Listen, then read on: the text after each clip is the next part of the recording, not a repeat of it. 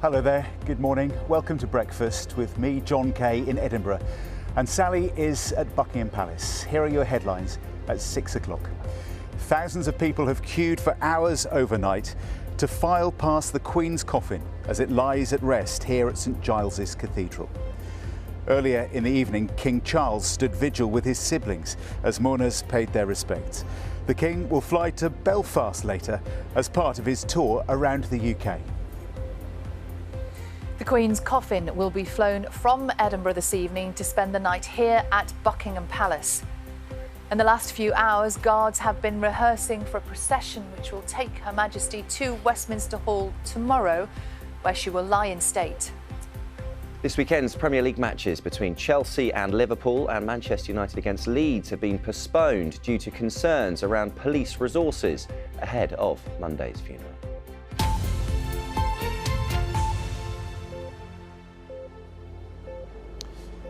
Good morning, welcome to Tuesday's programme, and it's an extraordinary sight, isn't it? The people you're seeing now have queued for hours, some of them 6, 7 hours, through a chilly Edinburgh night to enter St Giles Cathedral and to file past the coffin of Queen Elizabeth II. We've seen kids in pushchairs, we've seen people in wheelchairs, we've been seeing people coming off shift overnight, people before they go to work, all of them just coming together to spend a few seconds inside paying their respects. Last night, of course, King Charles and his siblings stood vigil inside the cathedral here, paying their own personal tribute, but in the public eye. Today, the King flies to Belfast as part of his tour around the UK ahead of the state funeral next week. So here in Edinburgh and in London, it's going to be another day of ceremony and significance, as Judith Moritz now reports.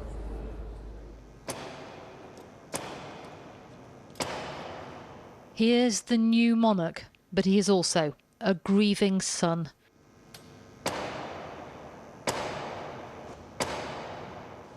King Charles must combine mourning with duty, and so a moment for private thought whilst in public sight, as the Queen's 4 children stood vigil by her side. It completed a day which was full of procedure.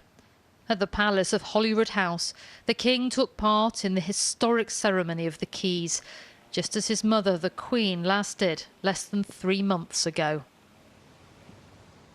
And another duty too, the inspection of the Guard of Honour, formed by the Royal Regiment of Scotland. The rank-and-file soldiers of 4th Scots, like Kevin and Levi, will never forget it. It was once in a lifetime. It was a huge honour, especially for me and for Kevin as well, to be part of this historic event where we had to see the King in person, where he passes us and inspects the whole regiment, and it was a wonderful feeling for me. I was even shaking in my kilt. Just trying to try not to breathe too fast and stuff. Or try to stay in the same kind of position. Try to look professional and obviously have a bit of discipline about you, and really try to look, obviously keep your breath and stuff. It's a pretty crazy experience, to be honest, but yeah, it was a privilege.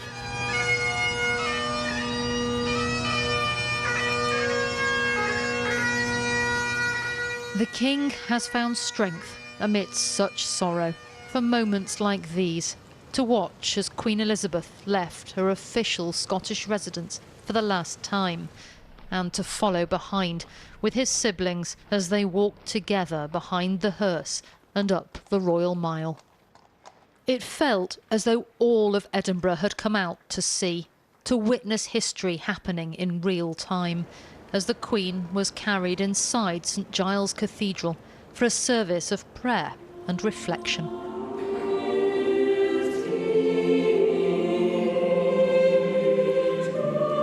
And so we gather to bid Scotland's farewell to our late monarch, whose life of service to the nation and the world we celebrate, and whose love for Scotland was legendary. For everything there is a season and a time for every matter under heaven, a time to be born and a time to die.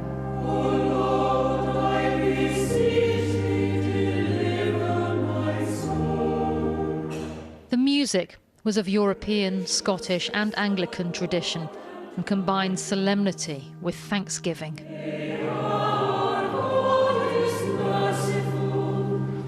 There were some very moving moments as the coffin moved in front of the choir on the way in as we were singing, and one felt, it just fitted the words. Some moments felt really quite electric, actually, in the sort of intensity of people listening, which is something that sometimes on big occasions isn't quite the same, but today you could have heard a pin drop. The Queen's coffin will remain under constant vigil here until it's moved to Buckingham Palace later today.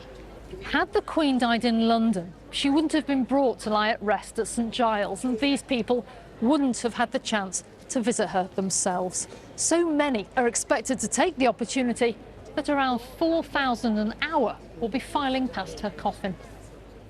At the front, we found Dawn from Manchester and Catherine from London, both of whom thought they'd have a better chance of seeing the coffin in Edinburgh than at Westminster. It felt really important, did it, to be here?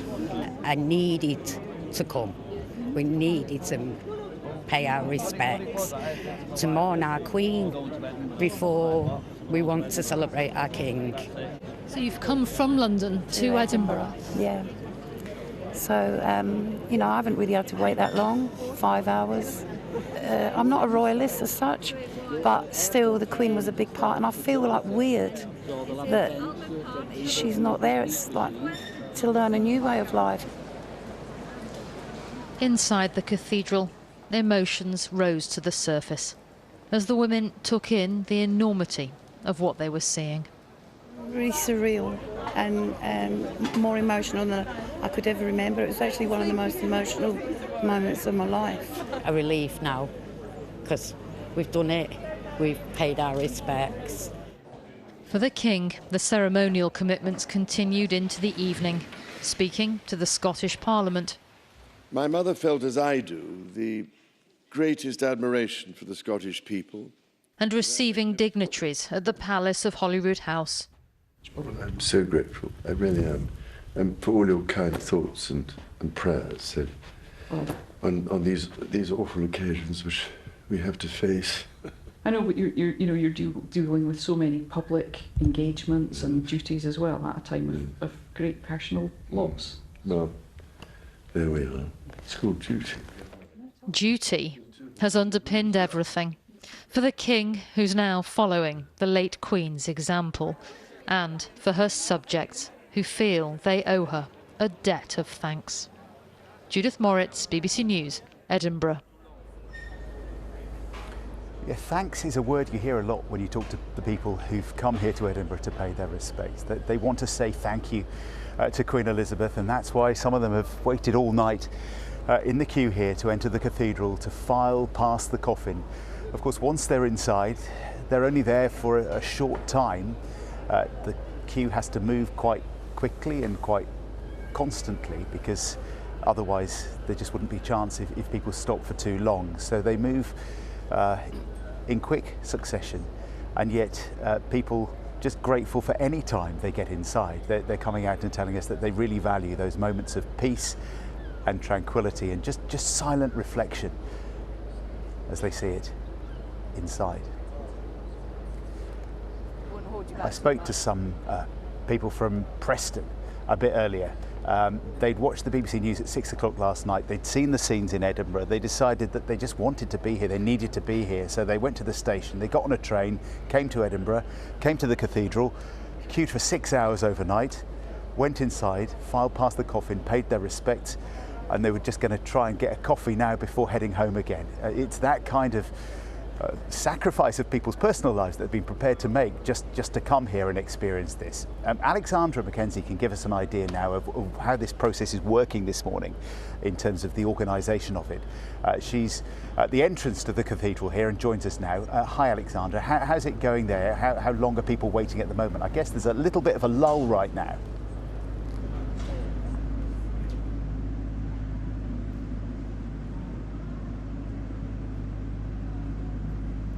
Yes, good morning, John. When I looked at the queue last night, it was really long. It had gone back for more than a mile from here, and people were waiting for hours. Some people had been waiting all day just to make sure that they were at the front of the queue. But then when we came back this morning, people are waiting for an hour and a half, so they haven't been here quite as long. And thankfully, the weather's not too bad either. So I'm joined by a few people who have joined the queue this morning. What's your name and where have you come from? My name's Brian and I've driven from West Linton this morning just to pay my respects to the Queen. And Brian, why did you decide to come here? Well, she's been such an important historical figure, the only monarch I've known in the course of my life, and I wanted to come and pay my respects to her. And you haven't had to wait too long? No, I just needed to get a security wristband, and the queue's moved very quickly this morning.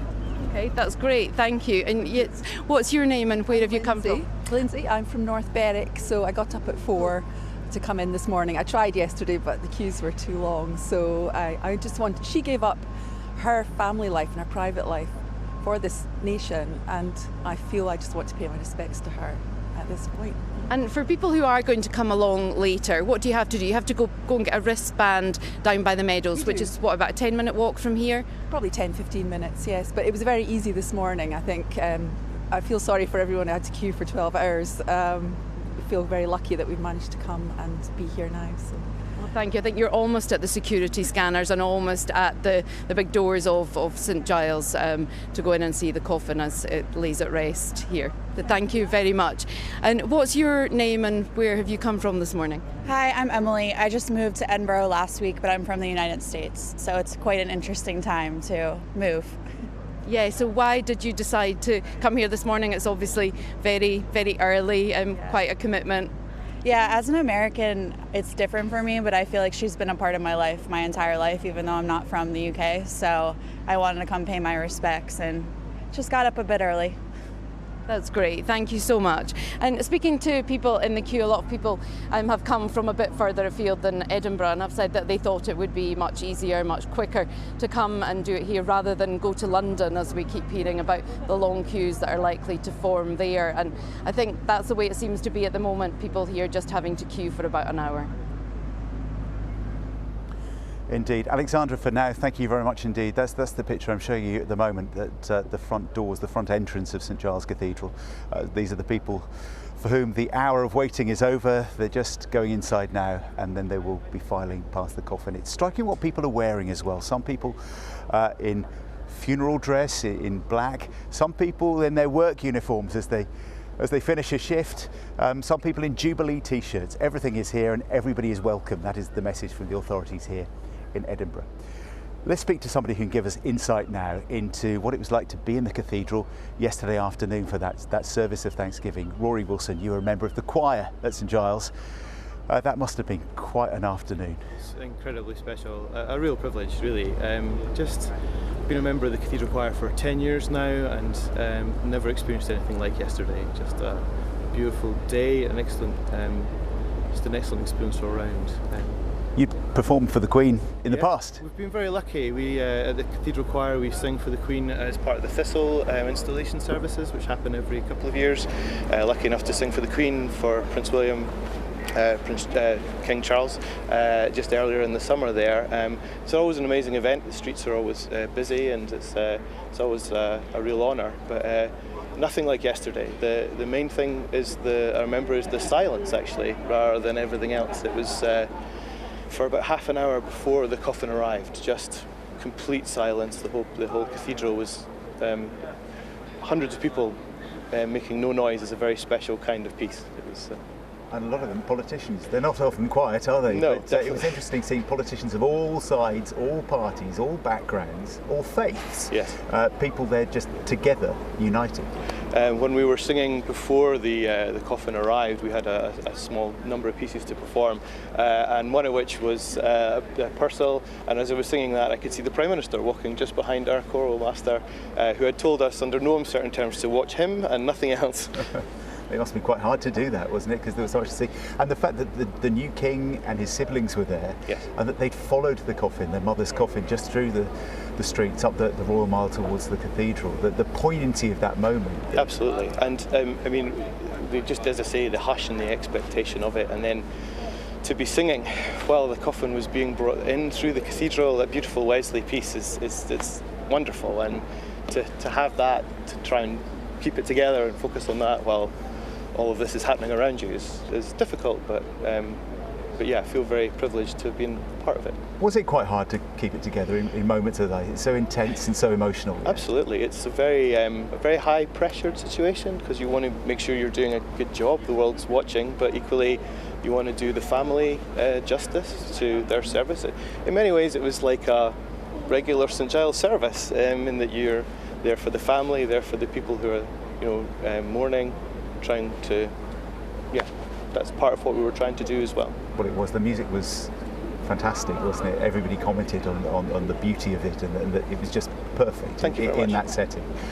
What do you make of these pictures we're seeing this morning of the people behind us? It's incredible. Never seen anything like it, really. It's awesome. And just having seen the footage from inside the cathedral as well, people filing past it.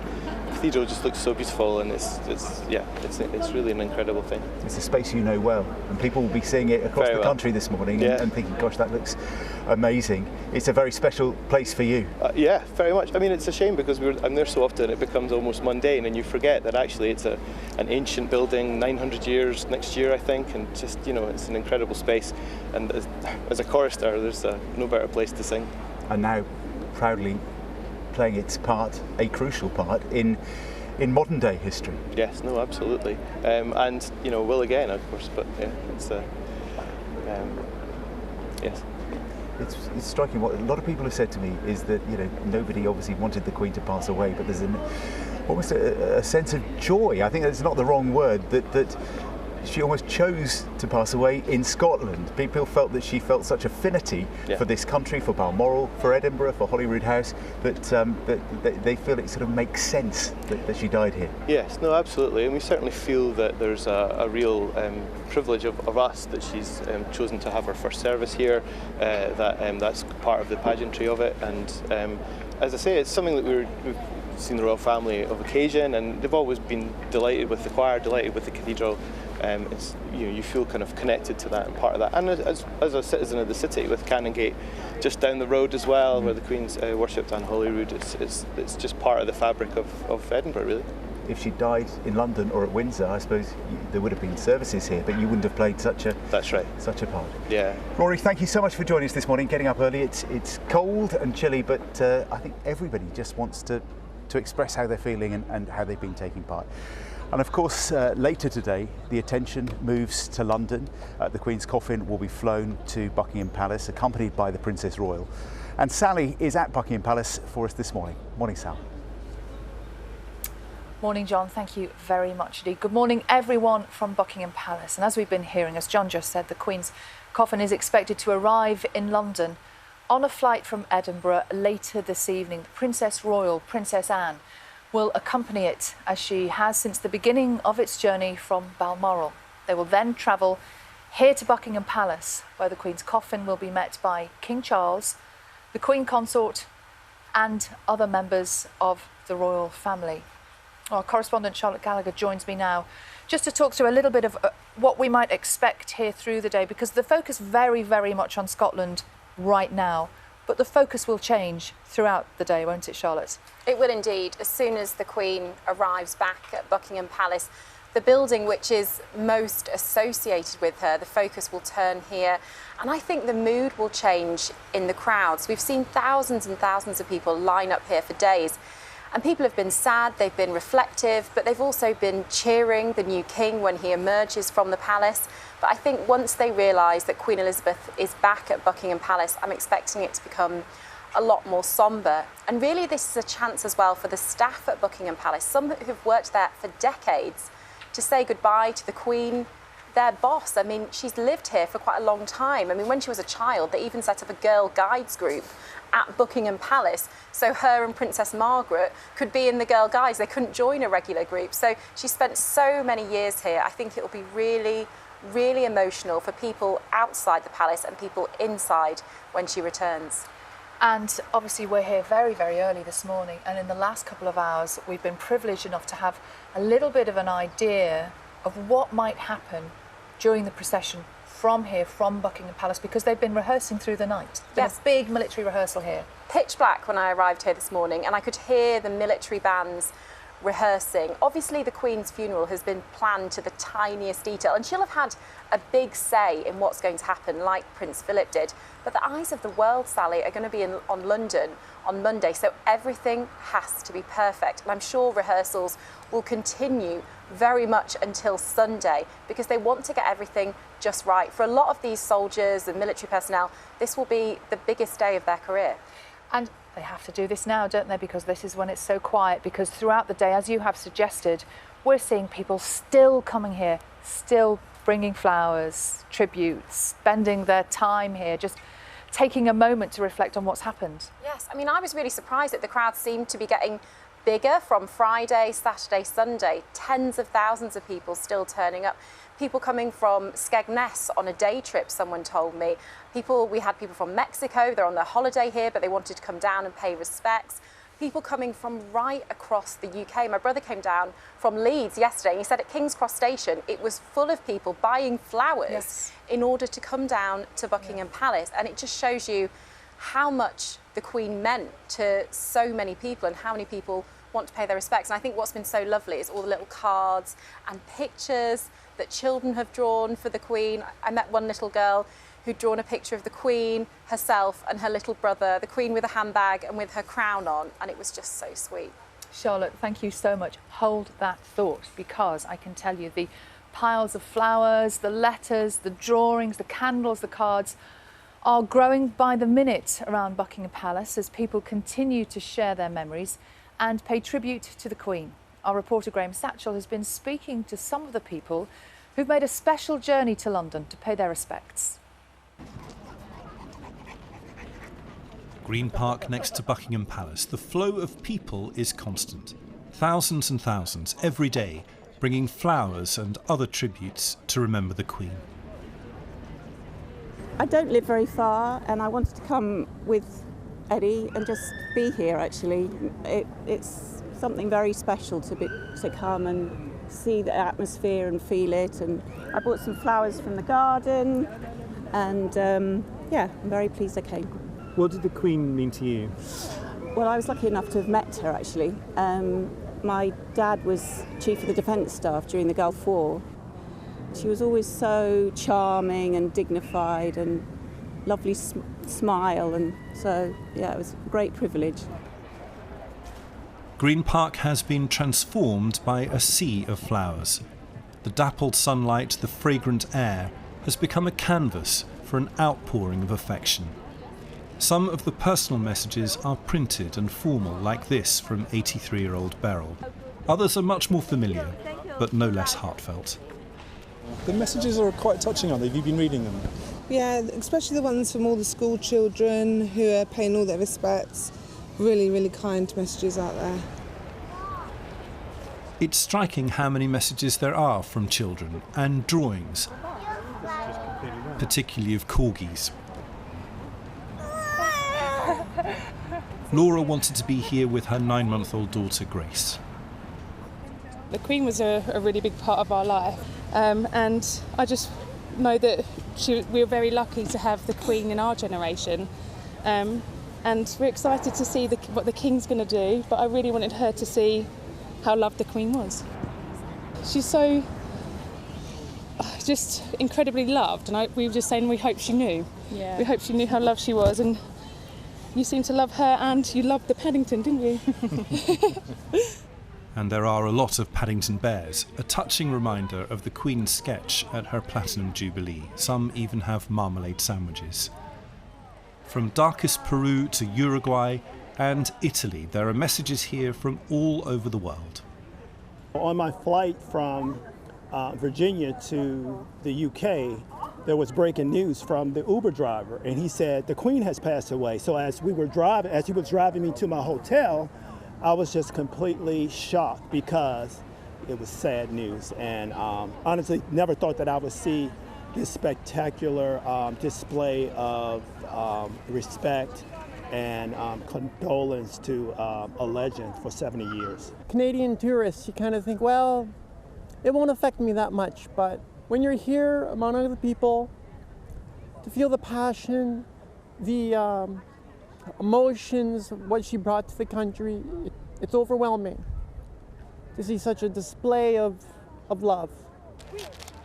The Royal Park authorities have asked people not to leave teddy bears or balloons and to remove plastic packaging from flowers if possible. The floral tributes here will be left in place until after the Queen's funeral and will then be composted. But the messages will be collected and kept, a unique public record of just how much the Queen meant.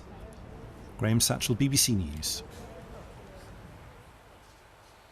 We are on air just a few moments before sunrise here at Buckingham Palace. Daybreak comes in about 4 or 5 minutes' time here in central London. Clear day so far. Let's see how the weather is looking for the rest of the UK. Here's Matt. Thank you. Good morning. Well, for the vast majority of you, a dry day today with some sunny spells around southern counties of England and Wales, though a bit of a damp start for some of you, and outbreaks of rain will develop more widely as we go through the day.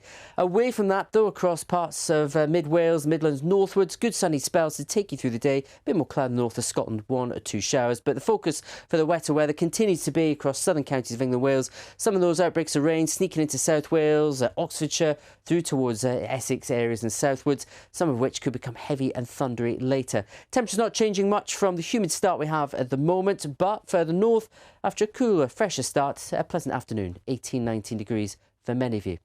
Now, this evening and overnight sees further outbreaks of rain, particularly thundery around those English Channel coast, but they will slide a bit further southwards, where again it will be another warm night. But most of the UK, fresh starts to tomorrow morning, particularly in the countryside, temperatures widely in single figures. But a fair bit of sunshine, some mist and fog patches clearing. More cloud though, western Scotland, Northern Ireland, which will break up through the day. Quite a breeze in northern Scotland. Outbreaks of heavy and thundery rain around English Channel coast will gradually depart. Sunny spells here and pleasant in the sunshine through the afternoon. But a much cooler feel across the north, and that cooler weather will spread southwards as we go through the rest of the week. A few showers in the north and east, many will be dry, but the night turning chillier too. Back to you. Matt, thank you. Good morning. We'll have more from John in Edinburgh and Sally at Buckingham Palace throughout the morning. Now, though, let's take a look at some of today's other news. President Zelensky is urging Ukraine's Western allies to speed up deliveries of weapon systems to help his troops consolidate control over territory seized back from Russia in the northeast near the city of Kharkiv. Our correspondent Hugo Bachega is in a foggy Kyiv this morning. Hugo, how significant are these gains? Yeah, good morning, John. So President Zelensky saying that more than 6,000 square kilometers of territory had been liberated since the beginning of the month. To give you a sense of how big this is, we're talking about 4 times the size of Greater London. Now, in the east, we're talking about some strategic towns and villages, places that had been invaded by Russia at the very beginning of the war. And we're seeing pictures of abandoned military vehicles, ammunition. So it seems that the Russians were forced to flee some of those locations. Now, in the east, the Ukrainian forces are now working to consolidate control over those liberated villages. And this morning, the Ukrainian military said that Ukrainian forces managed to push back Russian troops also in the south. I've got to say, it's incredibly hard to independently verify those claims because of the restrictions imposed on the work of journalists in the areas where this counteroffensive is happening. But we've heard from some Western officials who have confirmed that Ukraine is making some gains as Russia is pulling out forces, especially in the east of the country. Now, last week, one of President Zelensky's top advisors told me that Ukrainian forces would try to go ahead with this counteroffensive before winter comes in and before the weather gets much worse. Indeed. Hugo Bachega, live for us in Kyiv this morning. Many thanks. A firearms officer who shot dead an unarmed black man in South London last week has been suspended from the Metropolitan Police. Chris Cabot, a 24-year-old rapper, had been driving a car that police said had been linked to a firearms offence, but no weapons were found in the vehicle. The Independent Office for Police Conduct has launched a homicide investigation. The British actors Matthew Macfadyen and Brett Goldstein are among the winners announced at one of television's most prestigious awards ceremonies, the Emmys. Macfadyen was honoured for his role in the drama Succession. Goldstein was named the Best Supporting Actor in a Comedy for Ted Lasso. Let's take a look at some of this morning's sports stories now. Only 7 of the 10 Premier League fixtures scheduled for this weekend will take place. Manchester United's home game with Leeds and Chelsea's match with Liverpool in London on Sunday have both been postponed due to concerns around police resourcing ahead of Monday's funeral. Brighton against Crystal Palace was already called off ahead of a planned rail strike. Arsenal's Europa League tie is also off. Tottenham and Liverpool will both play their games in the Champions League tonight. The Tottenham manager Antonio Conte said he went down to join the crowds in London last week to pay his respects. On Friday, I went to Buckingham Palace. Yeah, and like a normal person, because I'm a normal person with the hat, and to live, to live this situation, because I think this for sure will remember this for the rest of our life. Antonio Conte there. We'll be back with John in Edinburgh and Sally at Buckingham Palace shortly. But first, let's get the news, travel and weather where you are this morning.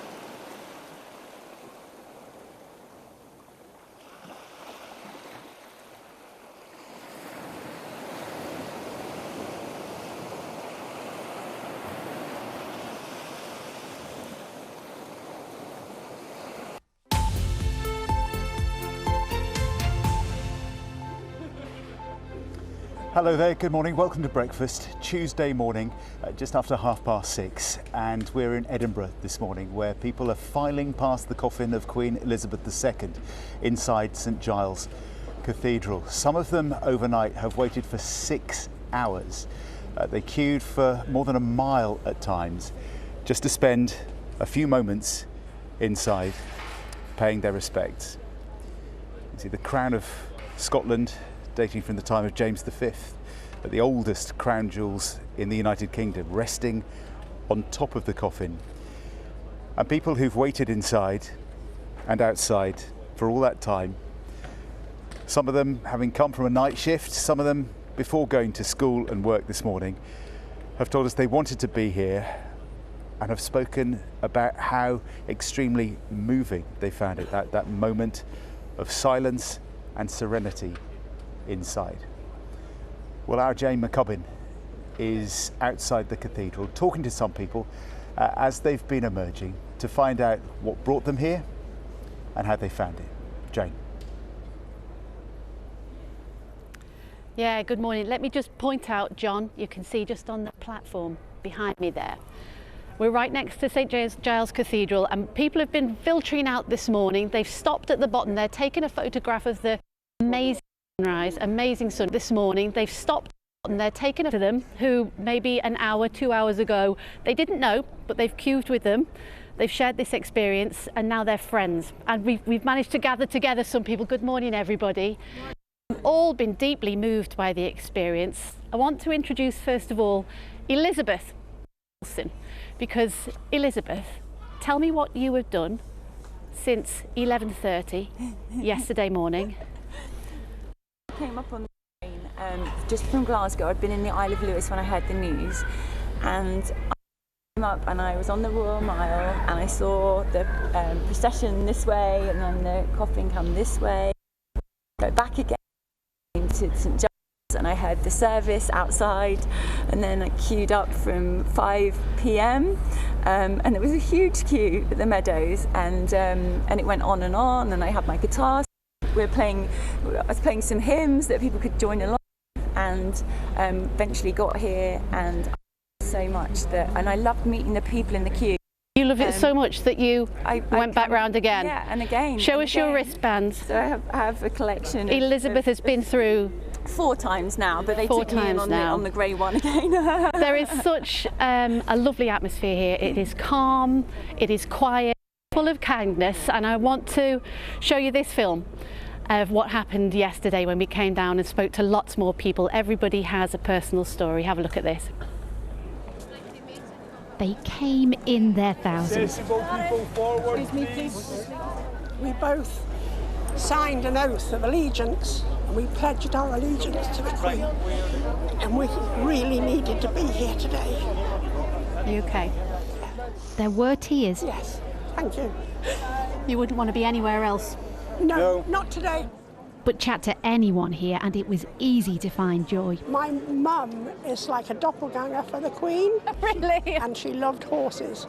We took her to the Royal Windsor Horse Show one year, and I somehow or another lost my mum. And I saw this lady ahead of us who was the double of my mum. She was wearing the same coat, and I went running up shouting, "Mum, Mum!"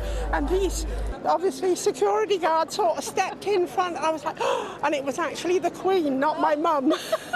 How did she take it? She just turned and she smiled and she gave me a wave and she just went on. Everyone here has their own memory of the Queen. Some more direct, more personal than others. I can see you've brought Paddington.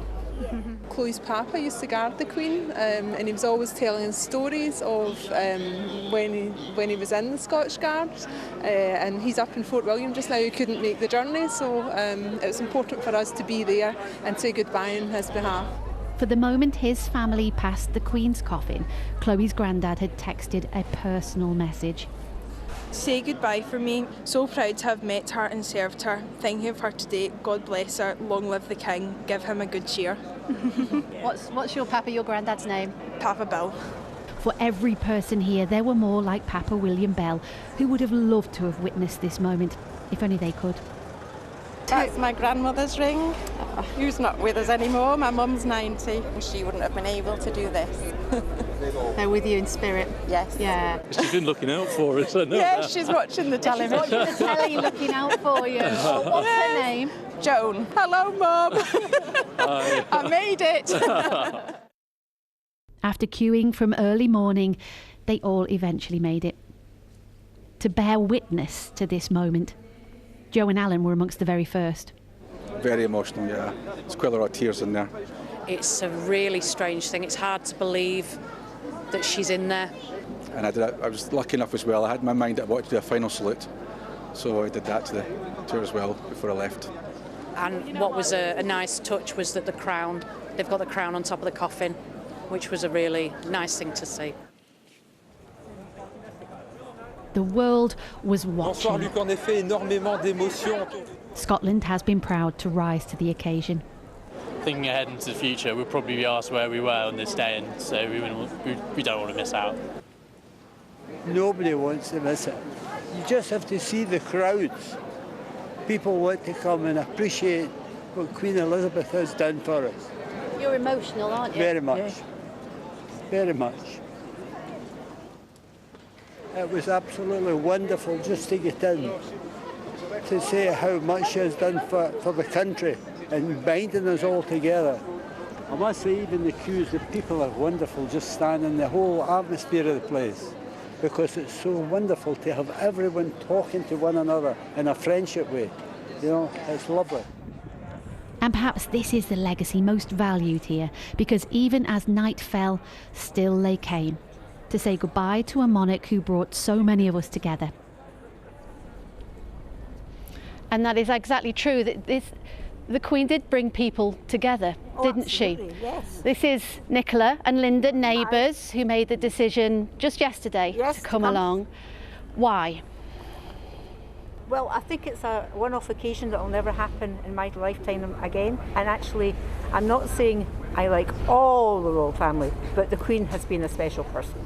And this really was a special occasion. It was a very special occasion, and I think that's a mark of respect of what she's done for for Scotland and for the United Kingdom. You had to be here. You just have to take. You had to. Fabulous it was, and it was inside the cathedral. It was absolutely beautiful and sombre, and just a lovely experience. And everybody has either come out smiling or with tears. Let me introduce Isabel from Spain and Bruce, who's not come too far. Bruce? No. Kind of stay. And I have seen men and women crying. You were crying before when you came out, Isabel. Yes.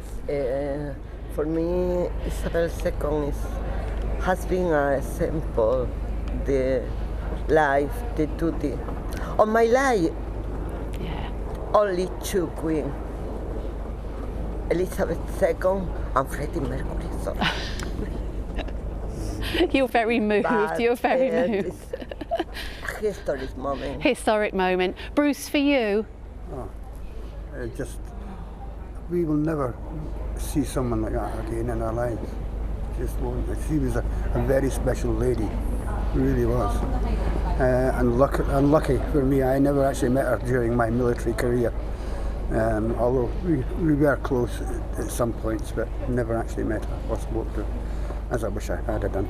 So this was just essential, you had to be here? Yeah. And I was unsure up until about 10 o'clock last night when I thought, I've got to be here. Because I know my father, he's not here now, and I know it was something that he would definitely have been here if he'd been alive. Can you describe the atmosphere inside to us? Emotional, and we have so little time there with her when she is given so much time herself. Really, that's nothing else I can say. Really. Yeah. You know. Let me introduce the White family. Thank you, Bruce. Thank you, everybody. White family, you come down. Your mum was with you a few moments ago, but she's been dragged away by a French TV crew. What was it like for you being inside, being a part of this moment? Yeah, well, it was very special. Obviously, it's a very historic moment, but I was struck by the fact it was very, very quiet. It was very somber. Yeah. It felt very. Obviously, we all because we're all very, very big fans of the Queen. Mega fans. She was just such a very beautiful lady, and her faith was especially impressive. I mean, she epitomised she epitomises the idea of Christian humility in the sense that, you know, she's the Queen, and she never spoke about herself, and just an amazing person. Well, I'm going to have to hand back now. Thank you everybody for stopping and joining us. Before I hand back, I just one final word to Elizabeth and Wilson. You said to me before, just as Paddington was the Queen's, Wilson is here to give you comfort. Thank you so much. Are you going to go around again now? Yeah. You are. To you. Oh, Jane, thank you very much indeed. Wonderful stories, wonderful reasons everybody's got. And it's striking, you know, Jane was hearing from people, other people have said to me as well that they just made this decision on the spur of the moment. Some of them last night at tea time, some of them during the night. They just got up and had to be here. A lot of people sort of changing their plans, changing their holidays just to experience this and to pay tribute. You know, a lot of people have told us that they found it really useful when we run through every morning what's going to happen in the day ahead, so that you can plan and you just know what's happening. You can sort of think through, know what to be aware of, know what to watch on television a bit later. So here is your guide to what we can expect over the next few hours. And the Queen's coffin will leave here later this afternoon, having laid in state at St Giles Cathedral, and will head to London. So she'll leave St Giles's with a procession travelling through Edinburgh later this afternoon, and then an hour later the Princess Royal, Princess Anne, will accompany the Queen's coffin on a flight from Edinburgh Airport back to London. Now that flight is due to touch down this evening at RAF Northolt in West London, and from there the Queen's coffin will travel by road back to her London address, to Buckingham Palace, where it will be met by King Charles III, the Queen Consort, and other members of the royal family. And then the coffin will be taken to the Bow Room and watched over by a rota of chaplains overnight, before, of course, tomorrow moving to the Great Hall, Westminster Hall, at the Palace of Westminster, to lie in state. And that's when we're expecting scenes similar to what we've seen here at St Giles Cathedral, with people processing past the coffin. But before he is at Buckingham Palace tonight, King Charles and the Queen Consort are heading to Belfast today as part of their tour of all 4 UK nations. And John Maguire is at Hillsborough Castle for us this morning to explain what will happen there. Morning, John. Yeah, morning to you, John. Welcome to County Down and Hillsborough Castle, the official royal residence here in Northern Ireland. And as we've seen in so many other locations across the UK in recent days, just have a look at these floral tributes. The cellophane's been removed and the flowers are standing up. Really, they're so tightly packed. That gives you an idea of the strength, the depth of feeling that we've seen here. Lots of notes, of course, again, handwritten, many of them, pictures drawn by children, just beautiful, heartfelt sentiments. The King and the Queen Consort will come here later on today. They'll fly into Belfast. We'll travel here by road. We're around half an hour south of Belfast. We're expecting people to be lining the streets, certainly as you get into Hillsborough Village just here. In fact, some folks have already started to arrive. They'll meet senior politicians here at Hillsborough, including the Secretary of State for Northern Ireland. His first couple of days in the job, of course, a new person in office. They'll also meet religious leaders of all faiths before then heading back into Belfast and to St Anne's Cathedral for a service of prayer and reflection on the life of Her Majesty the Queen. They will then fly back to London to be reunited with the Queen's coffin at Buckingham Palace. So a full programme ahead for the King and the Queen Consort today. I'm delighted to say Chris Page, our Ireland correspondent, is with me. Chris, good morning to you. Very good to see you. Certainly talking to people here over the last couple of days, it's been fascinating to hear what they think about the Queen, Her Majesty the Queen. What do you think she meant to the people here?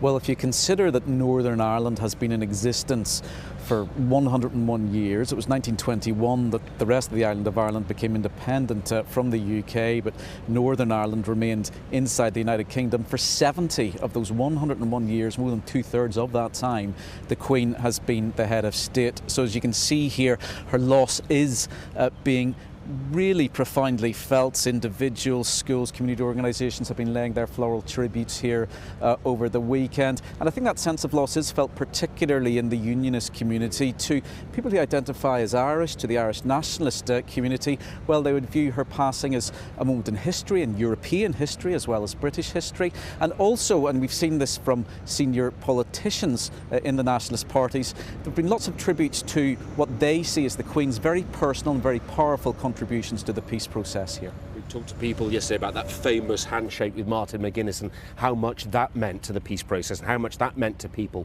from all communities. Thinking now about the challenges ahead for the King. What are those? Well, King Charles has been on his own peace process journey. As you say, Queen Elizabeth II made two particularly important gestures. One, that handshake with the late former IRA leader Martin McGuinness in 2012. Before that, her state visit to the Republic of Ireland in 2011, really made all the more remarkable by the fact that her cousin, Lord Mountbatten, was murdered by the IRA during the Troubles in 1979. Worth remembering that King Charles was particularly close to Lord Mountbatten. Really, he was something of a mentor to the man who is now our King.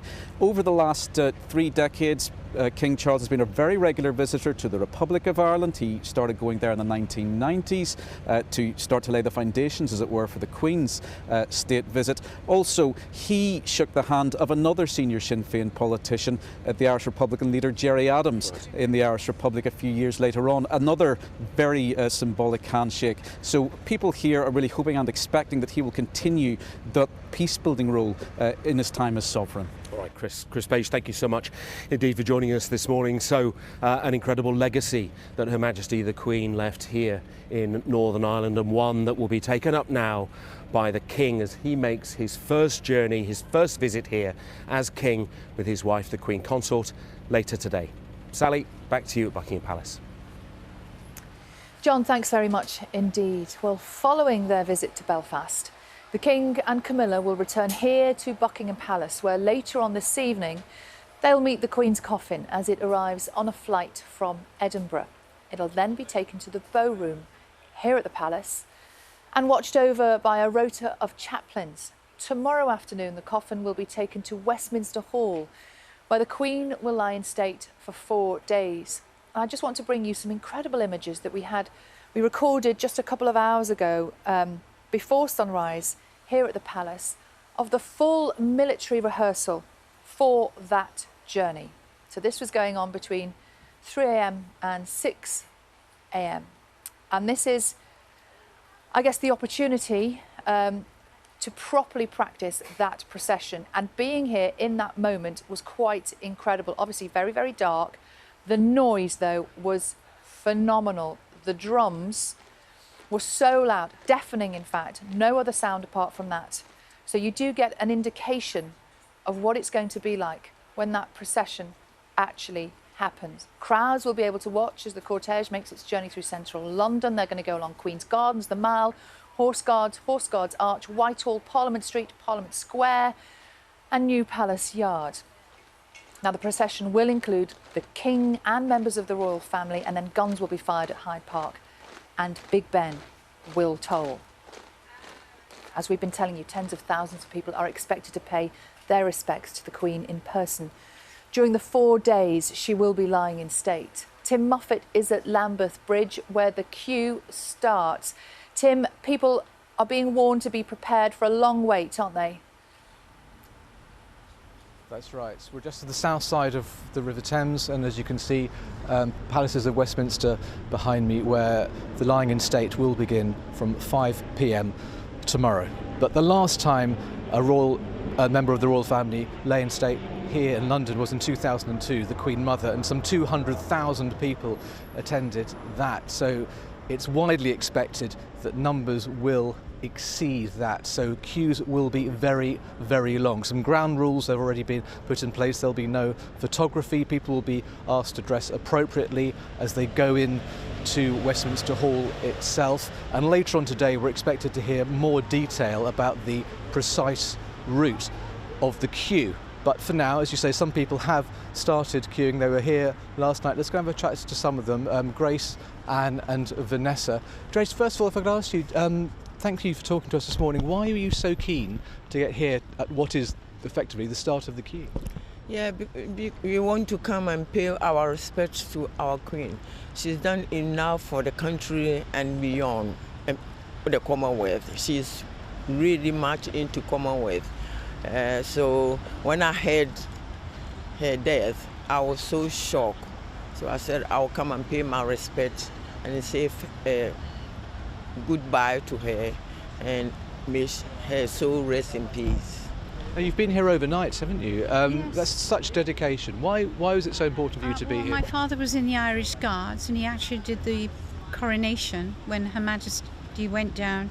She was Princess Elizabeth, and she came back Queen Elizabeth. So since I'm 4 years of age, I've always followed the royal events and the Trooping of the Colour, weddings, funerals.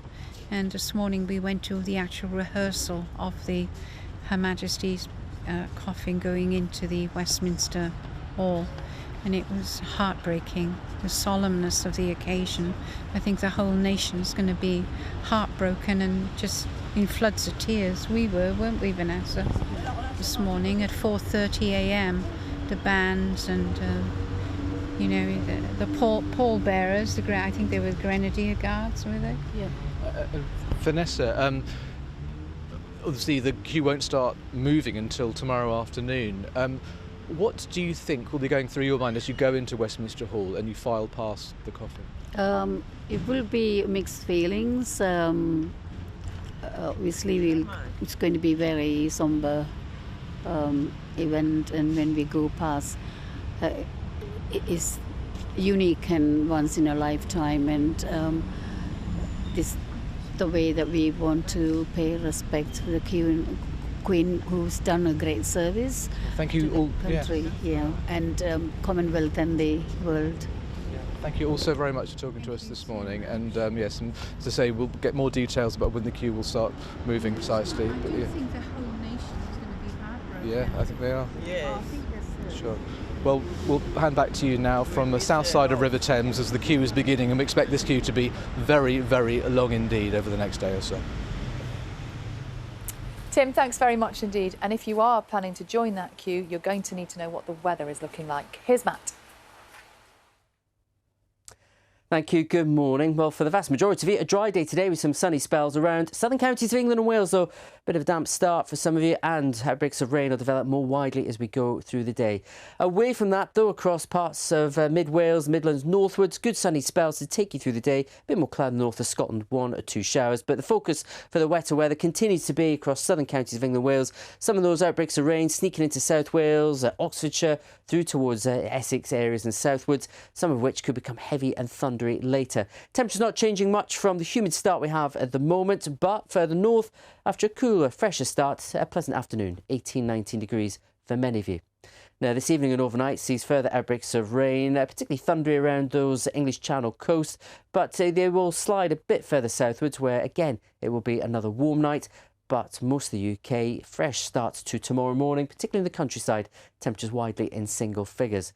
But fair bit of sunshine, some mist and fog patches clearing. More cloud over western Scotland, Northern Ireland, which will break up through the day. Quite a breeze in northern Scotland. Outbreaks of heavy and thundery rain around the English Channel coast will gradually depart. Sunny spells here and pleasant in the sunshine through the afternoon. But a much cooler feel across the north, and that cooler weather will spread southwards as we go through the rest of the week. A few showers in the north and east. Many will be dry, but the night turning chillier too. Back to you. Matt, thank you. We will have plenty more from us here at Buckingham Palace and from John in Edinburgh throughout the morning. But now it's time to get the news, the travel and the weather where you are.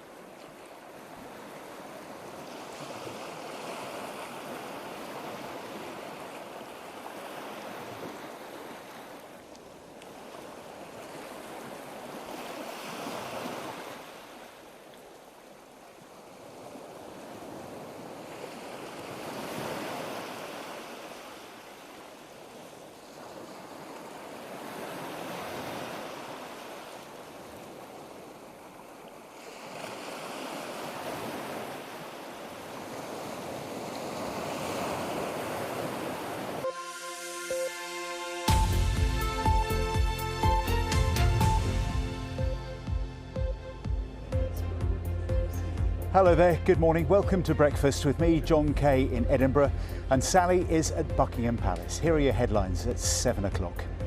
Thousands of people have queued overnight to file past the Queen's coffin as it lays in rest here at St Giles Cathedral.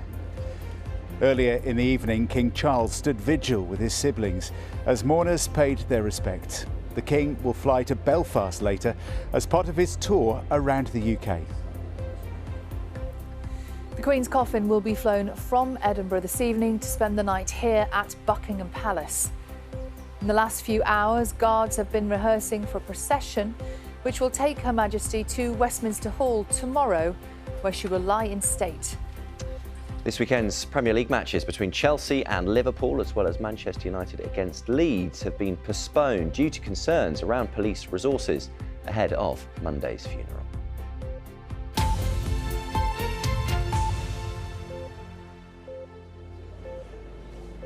Hello there. It's Tuesday the 13th of September, another day of history, another day of extraordinary pictures to come. We're outside St Giles Cathedral in the Old Town in Edinburgh. You're looking at the front entrance there. And what you're going to see in the next few seconds is people, there we go, walking up the steps, entering the cathedral, and inside they will file past the coffin of Queen Elizabeth II. Now, some of the people who are entering the cathedral now have queued for hours. We've spoken to people this morning who've waited through the night in chilly conditions for up to 6 hours, a mile long that queue at times, just to go in and silently, for a few seconds, pay their respects. Last night, King Charles and his 3 siblings stood vigil around the coffin. That was another moment of profound solemnity in public, but also revealed, you could see in their faces, the personal pain of what they've been going through. Later today, the King will head to Belfast as part of his tour of the UK nations ahead of the state funeral next Monday. And Judith Moritz has been looking at the significance and the ceremony of yesterday and today.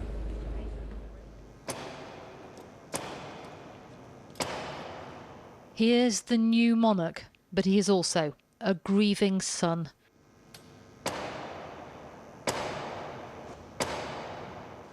King Charles must combine mourning with duty, and so a moment for private thought whilst in public sight, as the Queen's 4 children stood vigil by her side. It completed a day which was full of procedure.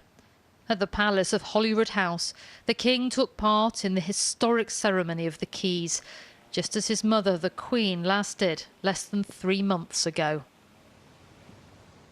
And another duty too, the inspection of the Guard of Honour, formed by the Royal Regiment of Scotland. The rank-and-file soldiers of 4th Scots, like Kevin and Levi, will never forget it. It was once in a lifetime. It was a huge honour, especially for me and for Kevin as well, to be part of this historic event where we had to see the King in person, where he passes us and inspects the whole regiment, and it was a wonderful feeling for me. It was I was even shaking in my kilt. Just trying to try not to breathe too fast and stuff. You're trying to stay in the same kind of position. Try to look professional and obviously have a bit of discipline about you, and really try to look, obviously keep your breath and stuff. It's a pretty crazy experience, to be honest, but yeah, it was a privilege.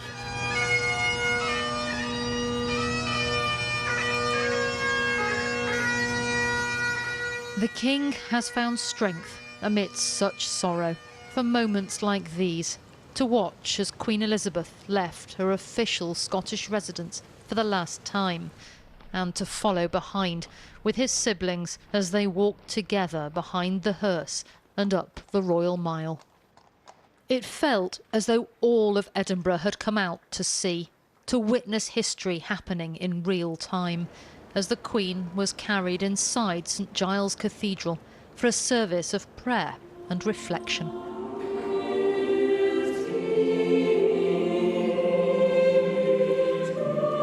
And so we gather to bid Scotland's farewell to our late monarch, whose life of service, to the nation and the world we celebrate, and whose love for Scotland was legendary.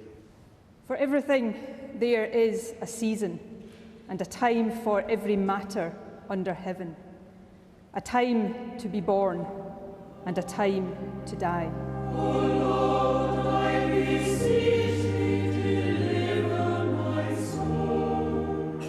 The music was of European, Scottish and Anglican tradition and combined solemnity with thanksgiving.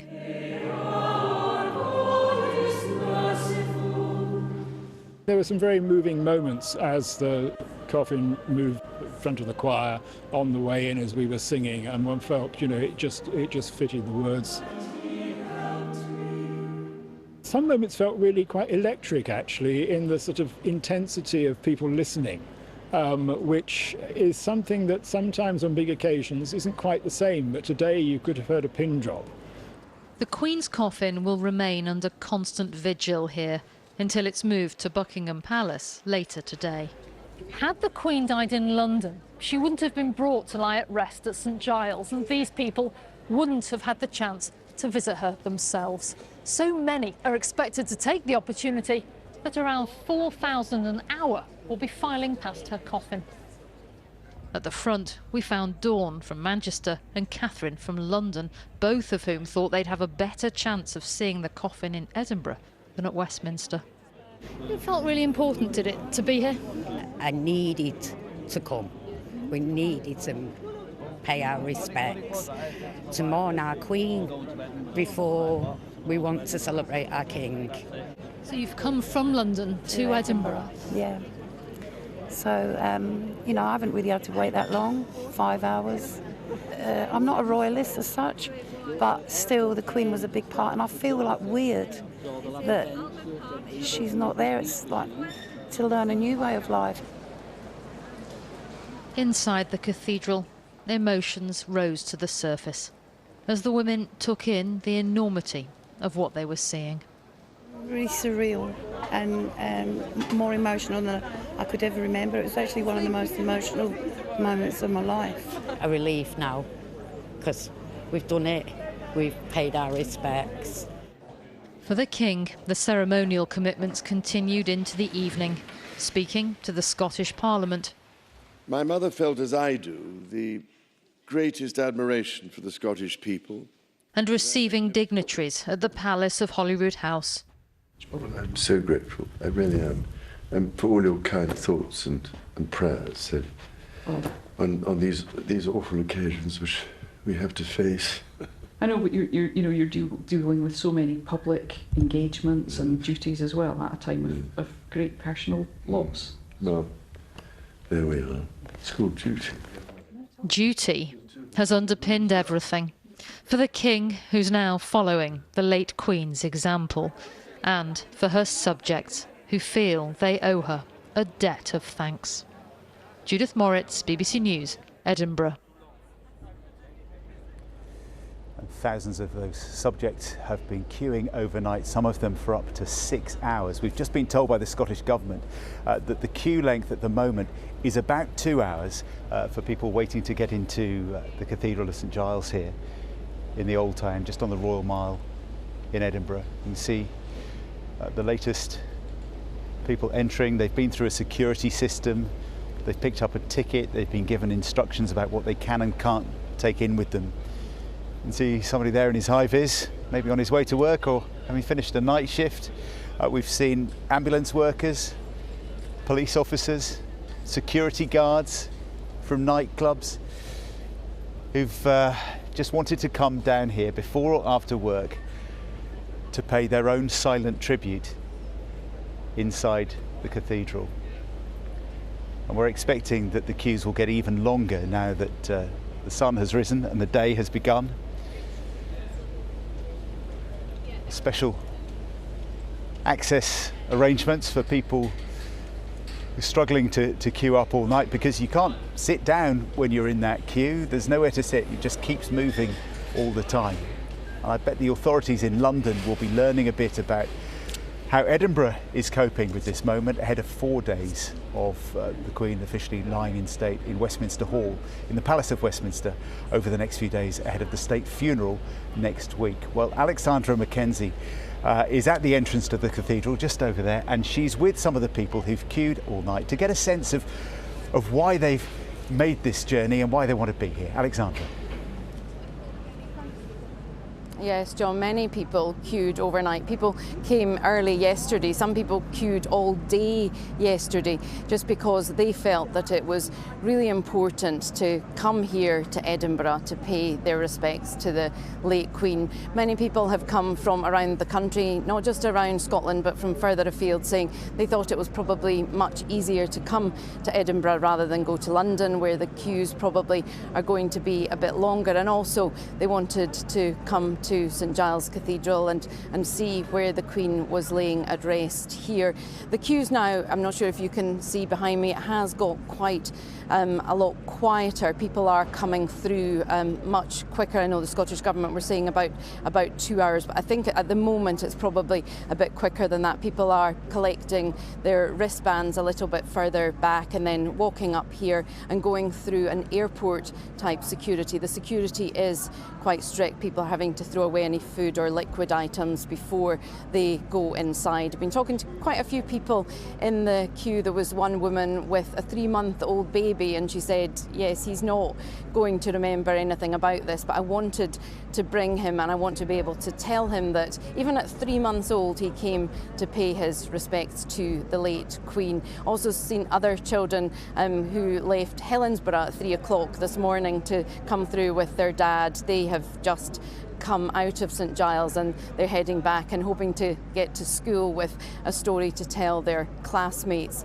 this morning. And I'm joined by a family from Edinburgh. Julie, you haven't come too far, you're just up the road in Marchmont. So how's the queue been so far this morning? Has it been quite easy to get to this stage? You are almost into the cathedral. Fluid. It's very fluid, so far so good.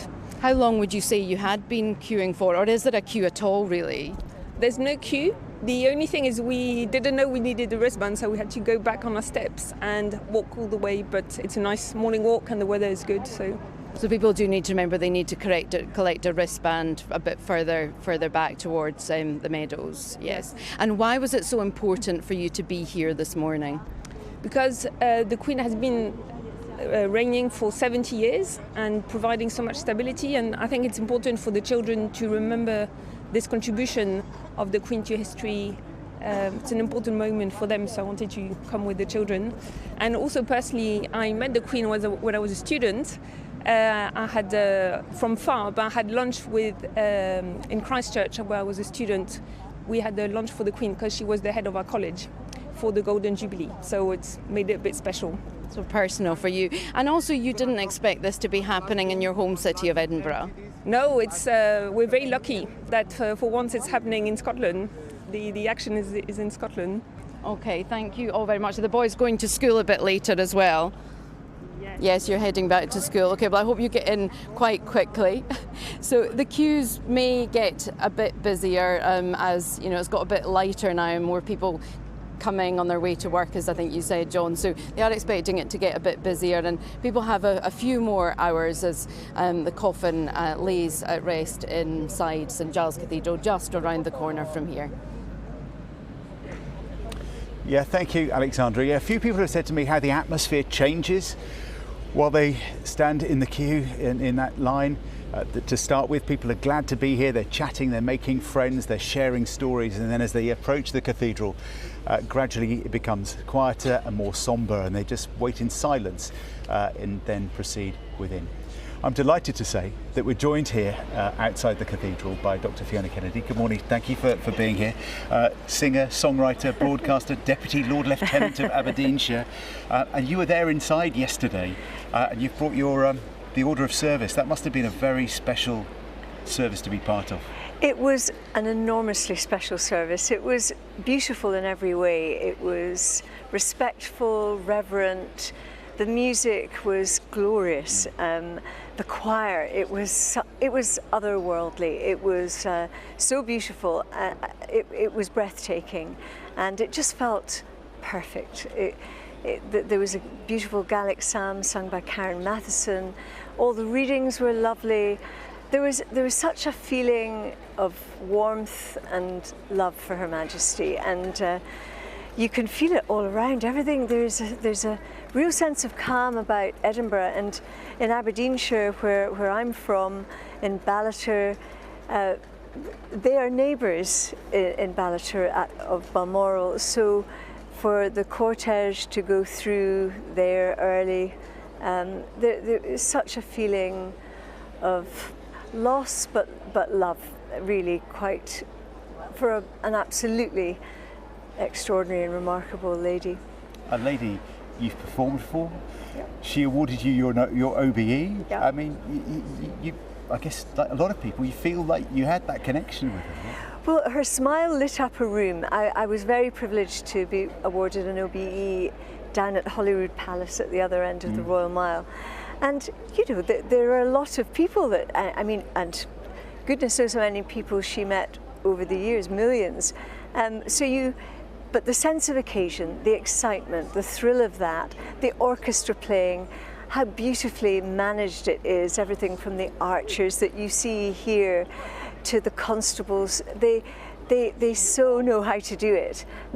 So I was very taken aback, really, in the nervousness of it all, because you can't remember when you're going to curtsy, are you up or down, or at what point do you do that?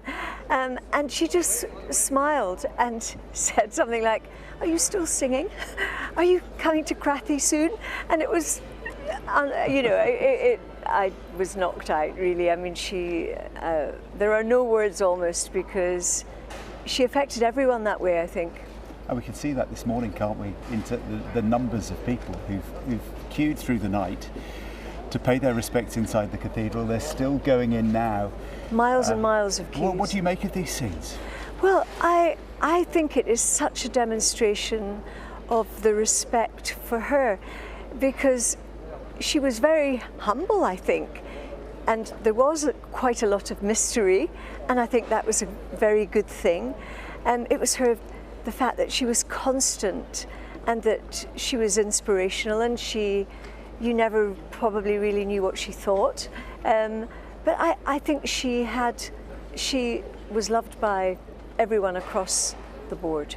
Across the board is an interesting phrase, because I'm really struck watching the crowds of people going in today that it's all generations, it's all backgrounds, yep. It's all walks of life. She's affected everybody and brought them all here. I think her faith and the fact that her Christmas messages were so telling. I think the fact that the Jubilee, when she did the "We Will Rock You" with the teaspoon and Paddington, and Paddington, and you know, and her sense of fun and her sparkle, and the I mean, perfect timing, and you know. As a musician, you approved of that. And I'm quite sure Judi Dench would have appreciated her as an actress, because I mean, I think also with 007, when she did that, I mean, it just knocked everyone out. So she clearly was prepared to be surprising, and I think that was wonderful, and just that was magical, the Paddington. It's amazing, isn't it, the Paddington? So many of the children who are here, and we've seen in London as well, have referred to Paddington. Yes. I wonder whether the Queen realised when she recorded that quite how much of an impact it was going to have, what a legacy it would have. Well, I think she was everyone's favourite granny and great-granny. That's when you could really see how much of a family person, and just that twinkle, that sparkle, that sense of fun was joyful. And I think children are very discerning, and I think she just was true and truthful. Fiona Kennedy, thank you very much indeed. Lovely to meet you, and thank you for joining us this morning. And we can now go to the scene of that Paddington scene, because Sally is at Buckingham Palace for us this morning. Hi, Sal. Yeah, morning, John. Thanks very much indeed. Welcome to Buckingham Palace. Good morning, everybody. I just want to show you a little bit of a change that we've noticed here in the last 24 hours or so. You will have seen several police officers over my shoulder, and as you can see, there are many more gathering. There's a real sense here this morning that perhaps there is a level of a shift in the security here. certainly expecting more people. I know there is a shift change currently going on for these police officers, but just feels a little tiny bit different because, as John has been saying, as we've been hearing, the Queen's coffin is expected to arrive in London on a flight from Edinburgh. That's this evening. Princess Royal, Princess Anne, will accompany it, as she has since the beginning of its journey from Balmoral. Remember that moment when they left the gates of Balmoral? Well, they'll travel here to Buckingham Palace, where the Queen's coffin will be met by King Charles, the Queen Consort, and other members of the royal family. Well, overnight, a full military rehearsal has been taking place between about 3 o'clock and 6 o'clock this morning. We just caught the tail end of it as we were arriving here. Now, that's practising for the procession to transfer the Queen's coffin from Buckingham Palace to Westminster Hall, where the Queen is going to lie in state for 4 days and nights. Well, our defence correspondent Jonathan Beale is at Wellington Barracks, less than half a mile from where I am here, where the soldiers set off from this morning. And Jonathan, I mean, hugely important for them, I know, that they get this moment right.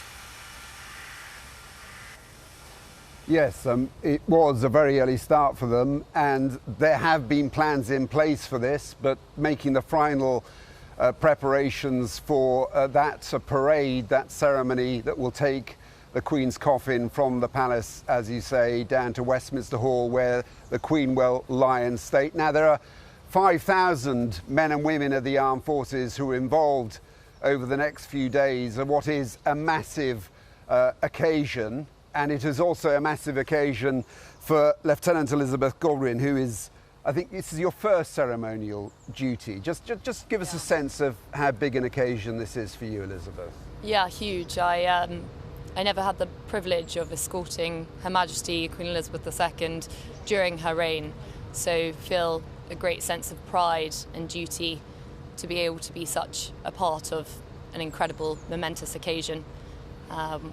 What a moment in history this will be.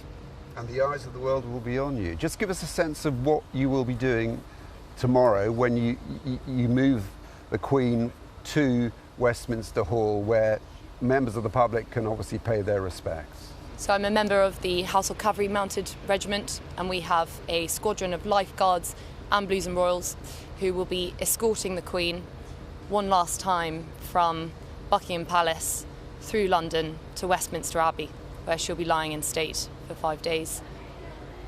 And specifically, you will be setting the pace for those marching? Yes, so my particular role, I am the Marshal for the Lifeguards Squadron, so I will be 5 paces to the right of the Lifeguards as we lead through the procession, and I will be ensuring that our squadron remains in step and maintains distance and spacings to ensure that we are one cohesive unit throughout the parade. Nervous? A little, and I think rightly so, for such a huge day, for a magnificent Queen who's had 70 strong years as a strong female role model, and I feel incredibly proud to be part of that. And I mean, you know, you're much younger than me, but you have met the Queen. You have had one experience, haven't you? I did, yes. When I was 5 years old, which is 20 years ago now, gave her a bouquet of flowers. So I feel extremely proud to be a member of her Lifeguards, now the King's Lifeguards, and being able to escort her for one last time. I mean, it's important to talk about the Queen, but also the King will be part of that procession, won't he? He absolutely will, yeah. Behind the carriage that will carry the Queen to Westminster Hall. So you've had that transition from, you swore allegiance to the Queen, you are now having to swear allegiance essentially to the King. So you are looking to the future. Absolutely. Long live the King. And our regiment have been conducting duties over the past few days. The King's Lifeguard has been mounted, and we feel incredibly proud to be doing that for him. Elizabeth, thank you very much. As I say, those rehearsals taking place very early this morning, and the actual parade, the ceremony taking the Queen from Buckingham Palace to Westminster Hall will be underway early tomorrow afternoon, where she will lay in state for the next 4 days until the day of the funeral itself, where of course members of the military will once again be centre stage alongside the Queen. Jonathan, thank you very much indeed. It is 27 minutes past 7. You're watching Breakfast from BBC News. Let's have a look at how the weather is today. Here's Mads. Thank you. Good morning. Well, for the vast majority of you, a dry day today with some sunny spells around southern counties of England and Wales, though. A bit of a damp start for some of you, and outbreaks of rain will develop more widely as we go through the day. Away from that, though, across parts of mid-Wales, Midlands, northwards, good sunny spells to take you through the day. A bit more cloud north of Scotland, 1 or 2 showers. But the focus for the wetter weather continues to be across southern counties of England and Wales. Some of those outbreaks of rain sneaking into South Wales, Oxfordshire, through towards Essex areas and southwards, some of which could become heavy and thundery later. Temperatures not changing much from the humid start we have at the moment, but further north, after a cooler, fresher start, a pleasant afternoon, 18-19 degrees for many of you. Now, this evening and overnight sees further outbreaks of rain, particularly thundery around those English Channel coast, but they will slide a bit further southwards, where again it will be another warm night. But most of the UK, fresh start to tomorrow morning, particularly in the countryside, temperatures widely in single figures. But a fair bit of sunshine, some mist and fog patches clearing. More cloud though, western Scotland, Northern Ireland, which will break up through the day. Quite a breeze in northern Scotland. Outbreaks of heavy and thundery rain around English Channel coast will gradually depart. Sunny spells here and pleasant in the sunshine through the afternoon. But a much cooler feel across the north, and that cooler weather will spread southwards as we go through the rest of the week. A few showers in the north and east. Many will be dry, but the night turning chillier too. Back to you. Thanks, Matt. Good morning. We'll have more from John in Edinburgh and Sally at Buckingham Palace throughout the morning. Now, though, let's take a look at some of today's other news. Britain's unemployment rate fell to its lowest since 1974 at 3.6% in the 3 months to July, according to the Office for National Statistics. Our business correspondent Ben Boulos has more details. Ben, what can you tell us?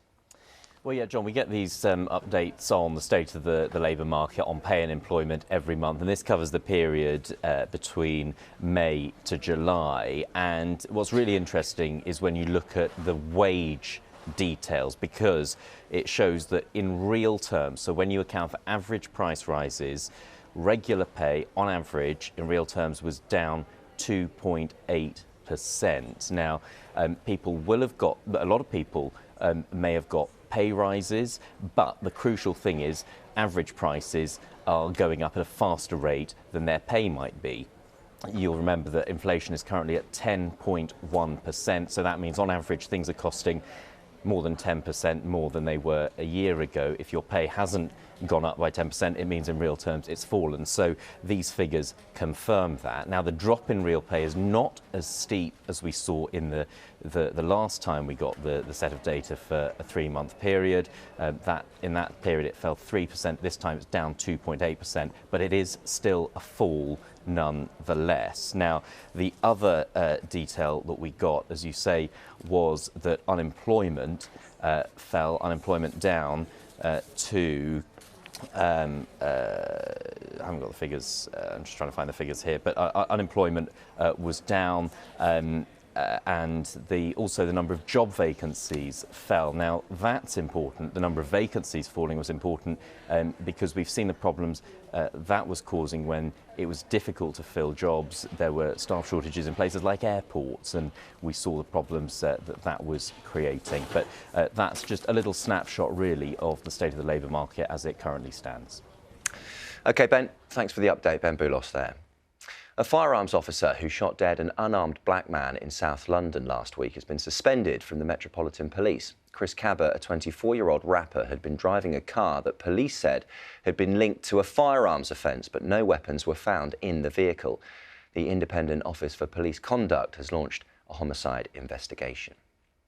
President Zelensky is urging Ukraine's Western allies to speed up deliveries of weapon systems to help his troops consolidate control over territory seized back from Russia in the northeast near the city of Kharkiv. Our correspondent Hugo Bachega is in Kyiv.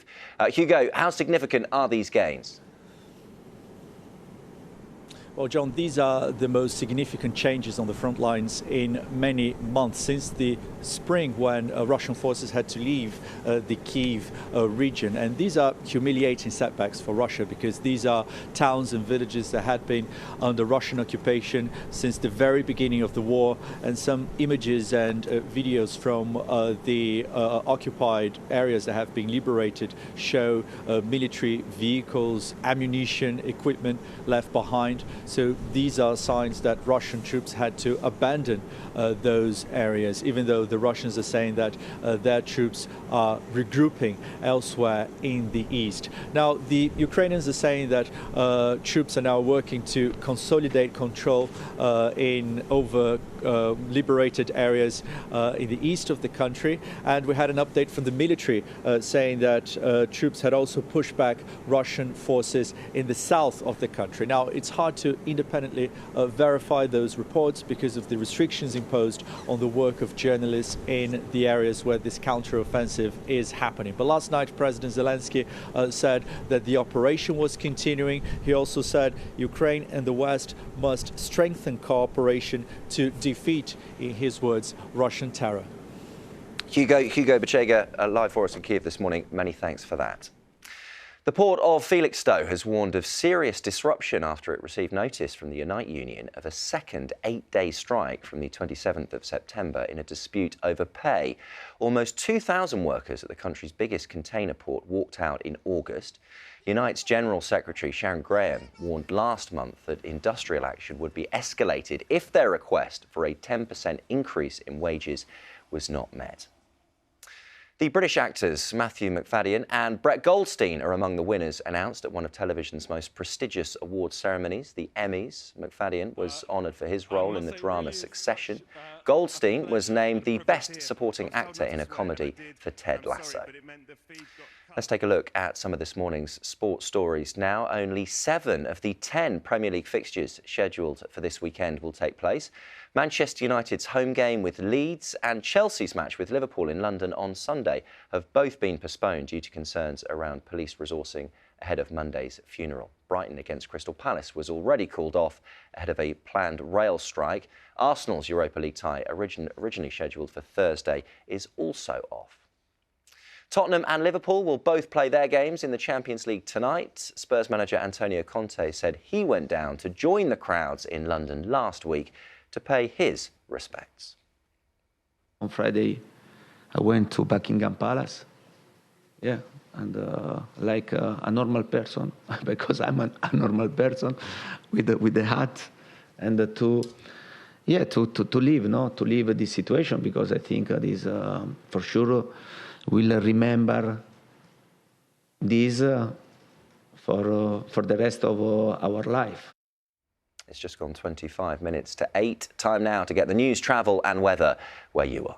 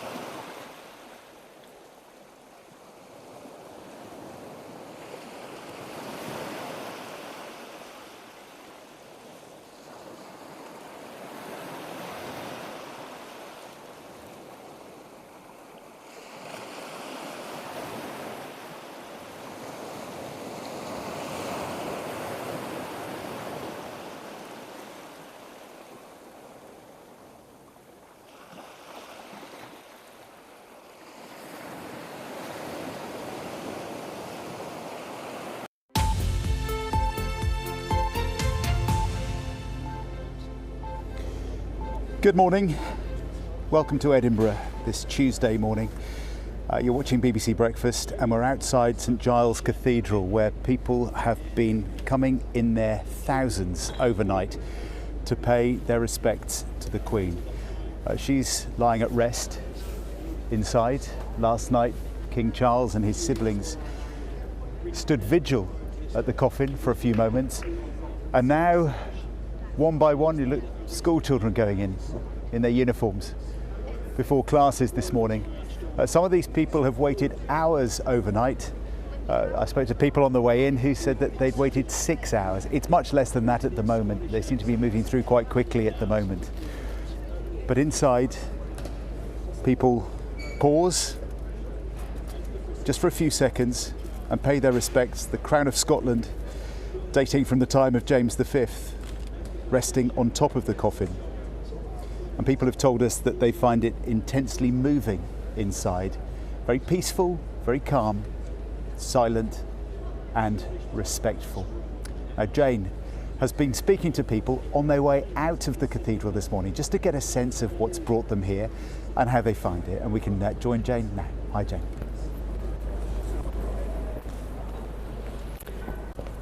Yeah, good morning. Good morning. You can see people just streaming past me now, and it's been an honour chatting to people, hearing their personal stories. Everybody has a reason to be down here. Come and chat to some of the people we've met this morning. I want to introduce Paul, Alison and Linda. Let's start with you, Paul. Tell me, take me back. You were 10, your dad had died, Yes. and you wrote to the Queen and you got a letter. I did. It was typed, it wasn't printed, and it was signed by the lady in waiting. And when the letter arrived, I didn't see the postman deliver it. Apparently he saluted and exchanged a few words with my mum. And it was nice because the Queen, the lady in waiting wrote that the Queen said that she was touched by what I put in my letter. Yeah. And your mum died Yes, in April, this year. and that's why you so wanted to be here Yes. today. Yes. So being inside the cathedral, what did it mean? It was very intimate inside. There was a sense of reverence, very much sharing the pain of, I feel their pain. They've lost their mother, who was also a world state figure, someone I don't think we'll see again. And the atmosphere was very calm. There was the changeover of the archers and the police, so it meant more time, maybe a few more seconds, being directly opposite the coffin. And you found it cathartic? Yes, very much so. You were thinking very much of your mum? I did. Oh. And she's here in spirit, and we're only a couple of metres away from the Queen, who's also here in spirit. Lovely talking to you, Paul. You take good care. Thank you. Let me introduce Alison and Linda, because when we spoke a little earlier, you spoke to me about growing up in Hong Kong. Yes. Had quite a complicated childhood. We'll say no more than that, but the Queen meant something very special to you, Yes. growing up in Hong Kong. In Hong Kong, there was a lot of focus on the royal family, and for me, the Queen was a figure of real stability. She was such a wonderful, strong woman. She gave you strength? She really gave me strength, yes. You're soul sisters, aren't you? You've been here for each other today. Yes. Yeah. How did you find it inside the cathedral? Very moving, very emotional, but very stabilising, because my father used to worship here. He used to come on his own and worship at St Giles. St George's School had their carol concerts here. So you're very familiar. So it's just Yeah. lovely to see the windows and just to see and be there. There is nowhere else you would rather be today, is there? Thank you Right so now. much. It was so important to be there this morning. It was really, really special. Thank you so much for your time. Everybody, like I say, has their own story, their own reason to be here, and it is moving hearing these stories. Back to you. Yeah, Jane, thank you very much indeed. Yeah, every single person has their own reason, and yet there is this shared experience that people talk about as well. And lots of people, like some of your guests, they're talking about how their own losses in their own families have made them feel a great sense of empathy and sympathy towards the royal family at this moment. Outside the cathedral here, I'm delighted to be joined by Michael Harris, who was conducting the service yesterday afternoon, that beautiful service People talking about the silence in there, the serenity inside the cathedral, but also that music.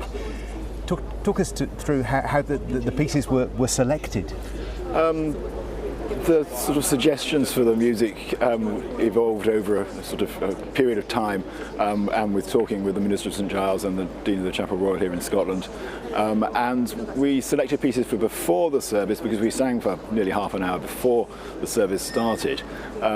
Included music from contemporary Scottish composers such as James Macmillan and Sir Stevenson, and we wanted to have a sort of Scottish flavour in there as well as music that was sort of suitably suitable for the sort of atmosphere and occasion. And then for, at the beginning as the cortege came in, then this wonderful piece of Samuel Sebastian Wesley, Thou Art Keeping Me in Perfect Peace, just sort of the text just fitted so well and the style of the music, so it just felt right. We're seeing and hearing some of that now, and the acoustics of that cathedral, just stunning. It is the most beautiful space, isn't it? It is, yes. I mean, to an extent, because one works there every day, you can take it for granted. But on an occasion like this, it looks particularly special, and it did sound particularly special yesterday. The acoustics do change when people are in there or when it's empty, and how everything is configured. So it was a really live sort of sound in there yesterday. How would you describe the atmosphere? Very intense. I mean, it was very moving to be there, a great privilege and honour to be there, but the atmosphere was very concentrated. Yeah. And these scenes this morning of people yes. waiting for hours, young and old, all backgrounds, queuing to file yes. past the coffin, even if it's just for a few seconds. That's right. It's your workplace, this, but to see it used and yes. in well, this way. It is the national church in many ways, and for these big occasions, it's wonderful to see that people are able to come and do that. Michael, thank you so much for joining us here on Breakfast this morning. We appreciate your time. I know you've had a busy few days. Michael's explained to me how, obviously, there were plans in place, but the timing took people by surprise, so there was an intense weekend of rehearsals ahead of that service yesterday, and it's the same kind of rehearsing that will be going on in London over the next couple of days ahead of the big state funeral next Monday. Now the Queen's coffin will leave here a little bit later and head towards London, so let me just talk you through what we can expect in the next few hours. So the Queen's coffin leaves St Giles's with a procession travelling through Edinburgh later this afternoon, so 24 hours people will have had to pay their respects. And then an hour later, the Princess Royal, Princess Anne, will accompany the Queen's coffin on a flight from Edinburgh Airport back to London. That flight due to touch down at RAF Northolt in West London this evening. And then the Queen's coffin will travel by road through London to Buckingham Palace, where it will be met by King Charles III, by the Queen Consort and other members of the royal family. It'll then be taken to the Bow Room at Buckingham Palace, where it will be watched over by a rota of chaplains overnight before being taken to Westminster Hall for that lying in state to begin. But King Charles will end the day in London. He begins the day in Edinburgh, but in between he's heading to Northern Ireland because he's made it known that he wants to visit all 4 nations of the United Kingdom, his United Kingdom, before the state funeral next week. And John Maguire reports now from Belfast. Across Northern Ireland and across Belfast, different communities have a very different relationship with the crown and with the woman who wore it for 70 years. Here in the Shankill Road, this Unionist mural, created for the Platinum Jubilee this summer, is now a memorial.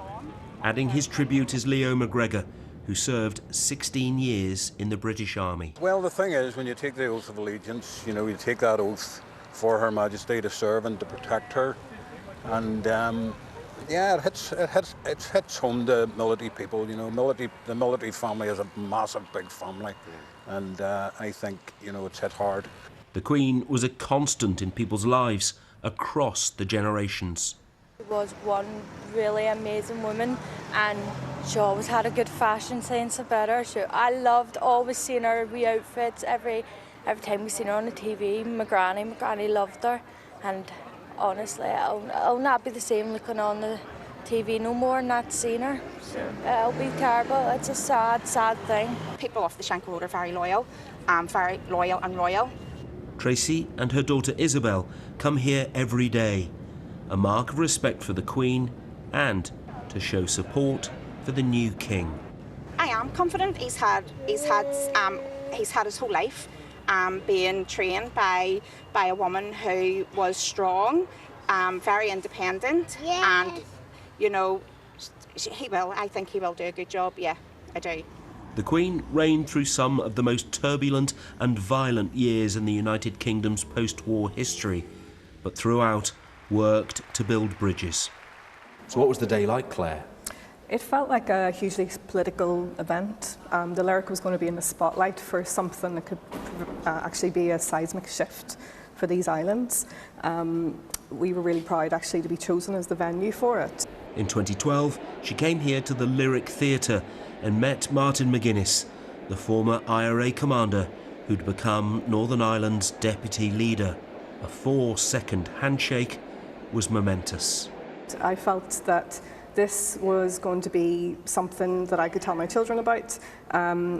Small gestures mean a lot here. Shaking someone's hand is such a small thing to do, and yet it meant a huge amount to the people here. I think on all sides, everybody benefited from what happened that day. It was a significant gesture, so it was something that I wanted to actually visually lay my eyes upon. Many nationalists who want a united Ireland respect the Queen for the person she was, even if they're opposed to the monarchy itself. Today I wish to record the value and the respect I place on the significant contribution Queen Elizabeth made to the advancement of peace and to reconciliation between the different traditions on our island and between Ireland and Britain during the years of the peace process. It is appropriate that this is rightfully recognised in this chamber today. I recognise that she was a courageous and gracious leader. When the late Deputy First Minister, Martin McGuinness, and I met with Queen Elizabeth in Belfast in 2012 during her Diamond Jubilee, and thereafter at Windsor Castle during the state visit of the President of Ireland, Michael D. Higgins, in 2014, her warmth, her kindness and her unfailing courtesy towards us was appreciated. So as he returns to Northern Ireland today as its monarch for the first time, the King will be following a legacy respected by so many people right across this land. John Maguire, BBC News, Belfast. The new King making it a priority for him to travel around the whole of the United Kingdom, meet people in each of the 4 nations. You can see here the crowd's growing again now. It kind of comes in waves, really. We've seen people, when we first got here this morning at sort of 5 o'clock before the programme started, there were people there who'd been waiting right through the night, and it was cold here overnight. It really was chilly. And they had no complaints. They had just waited, making new friends. And this morning they're still going in. There's somebody there going in a wheelchair at the moment. Lots of young people as well going in before school starts this morning. It's quite a moment, this, I have to say. It's not just in the precinct around the cathedral, but it's the streets around it. It's right across Edinburgh, and even on the roads. Somebody said to me yesterday that just driving at the moment, people feel like they're being a bit nicer to one another, they're being a bit kinder to one another. There's a kind of peace and gentleness that maybe we don't experience anywhere in the UK on a routine basis every day, but it feels like the pressure has been released slightly, and people being really kind to one another. Well, that's the situation from a very busy, very moving Edinburgh. Let's go to Sally now, who's at Buckingham Palace. Hi, Sal. Thanks very much indeed, John. Yes, the RAF has been playing a crucial role since the Queen's death and will continue to do so in the days leading up to the Queen's funeral on Monday. This, of course, includes today's flight from Edinburgh to RAF Northolt, which will transport the Queen's coffin to London. Well, I'm joined now by Air Chief Marshal Sir Mike Wigston, who is Chief of the Air Staff of the RAF. Morning, Sir Mike. Good morning. You have a really significant role to play today. Just tell me what you will be doing. Yes, today is a day that we've long planned for but hoped would never come, and the Royal Air Force will bring Her late Majesty's coffin from Edinburgh, taken from Edinburgh at 6 o'clock with a Royal Guard of Honour to as she departs Edinburgh Airport to then land at RAF Northolt at 7 o'clock this evening with a Royal Guard of Honour from the Queen's Colour Squadron with the King's Colour on parade to mark her Majesty's, late Majesty's arrival in London and then her journey into Buckingham Palace this evening. And you will play a part, won't you? I'll be part of the reception party at RAF Northolt to welcome Her Royal Highness the Princess Royal off the aircraft and then to be part of the royal salute as the coffin is moved into the hearse. Tell me a little bit about the plane that the RAF is using today, because I believe this is a really rather special aircraft. This is one of our C-17 Globemaster strategic airlifters, and it's an aircraft that people will recognise from the evacuation from Kabul last year, where we moved 15,000 people to get away from the Taliban last summer. It's also been used extensively in humanitarian aid and disaster relief around the world, and it's been used this year in particular to transport humanitarian aid and weapons and lethal aid to the Ukrainian armed forces in their fight against the Russian invasion. And in your own role, you have had significant contact with the Queen, haven't you, over the years? Well, it's a privilege that all of us who serve have a close affinity, a close bond with all members of the royal family and all of their associations. But as Chief of the Air Staff, as head of my service, I have the special honour of having regular audiences with Her late Majesty during her time, and that will continue with His Majesty the King into the future. What were those audiences like? They were very, very special moments. I think anybody that's had any interaction with Her late Majesty, whether in the armed forces or not, whether on parade or in a private conversation, will never ever forget those moments. It's very special, and for me as a chief, one of the many chiefs that she'd seen over her 70-year reign, the depth of wisdom, the sense of history, her interest in geopolitics, her interest in the technology of today. She became Queen when the Royal Air Force was still flying Spitfires and Lancasters, and when you look at the technology and her interest in that, again, it speaks to somebody who, right to the end, kept this close affinity and a close interest. Not only that, though, but she volunteered for military service herself, didn't she? Yes, she did, and she came from a service family, and that again speaks to her deep understanding of what it means, not just for those of us in uniform, but those of us who are our families and what they have to endure. She was the mother of and grandmother of princes who saw active duty. The Prince of Wales, Prince William, was a Royal Air Force search and rescue pilot, and she acutely knows what it means for the families, and I think that's why her sponsorship, if you like, giving the Elizabeth Cross her name, which was the medal awarded to the next of kin of people served on active duty or killed by acts of terrorism. It shows that sort of profound sense of understanding of what it means to serve. She was the embodiment of a life of service, and all of us who wear the uniform of the UK Armed Forces, whether it's regular or reserve, we just try and emulate that in some small way. And also, looking ahead a little, it's a service that also the new King knows very well. Yes, absolutely. His Majesty the King is qualified as a Royal Air Force pilot. He's qualified for his wings. I know that he enjoyed his flying, as his father did, as his grandfather did, and as the Prince of Wales did as well. And just as he has a close affinity with the Royal Navy and the Army, the Royal Air Force plays a significant part in all of the royal family's lives. You won't mind me saying, you mentioned he was really rather a good pilot. Yes, by all accounts, I still speak to one of his instructors, and there was no doubt that had His Majesty the King chosen a career in the Royal Air Force, he would have gone on to a successful flying career. We've seen rehearsals happening here overnight. Your own rehearsal is coming up. What will that involve? We will be part of, alongside the other service chiefs, the head of the Army, the head of the Navy, the the Chief of the Defence Staff, we will form part of the national procession for the national service on next Monday, and the procession that will will follow Her late Majesty's coffin up to Wellington Arch for then to be taken to St George's Chapel. Air Chief Marshal Sir Mike Wigston, thank you very much indeed, and the best of luck for today. Thank you. It's just coming up to 8 o'clock. Let's see what the weather is going to be like today. Here's Matt.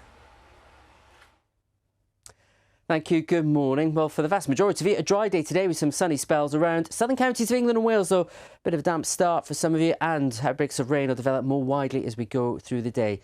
Away from that, though, across parts of mid-Wales, Midlands, northwards, good sunny spells to take you through the day. A bit more cloud north of Scotland, 1 or 2 showers, but the focus for the wetter weather continues to be across southern counties of England and Wales. Some of those outbreaks of rain sneaking into South Wales, Oxfordshire, through towards Essex areas and southwards, some of which could become heavy and thundery later. Temperatures not changing much from the humid start we have at the moment, but further north, after a cooler, fresher start, a pleasant afternoon, 18-19 degrees for many of you. Now, this evening and overnight sees further outbreaks of rain, particularly thundery around those English Channel coast, but they will slide a bit further southwards, where again it will be another warm night. But most of the UK, fresh starts to tomorrow morning, particularly in the countryside, temperatures widely in single figures. But fair bit of sunshine, some mist and fog patches clearing. More cloud though, western Scotland, Northern Ireland, which will break up through the day. Quite a breeze in northern Scotland. Outbreaks of heavy and thundery rain around English Channel coast will gradually depart. Sunny spells here and pleasant in the sunshine through the afternoon. But a much cooler feel across the north, and that cooler weather will spread southwards as we go through the rest of the week. A few showers in the north and east, many will be dry, but the night turning chillier too. Back to you.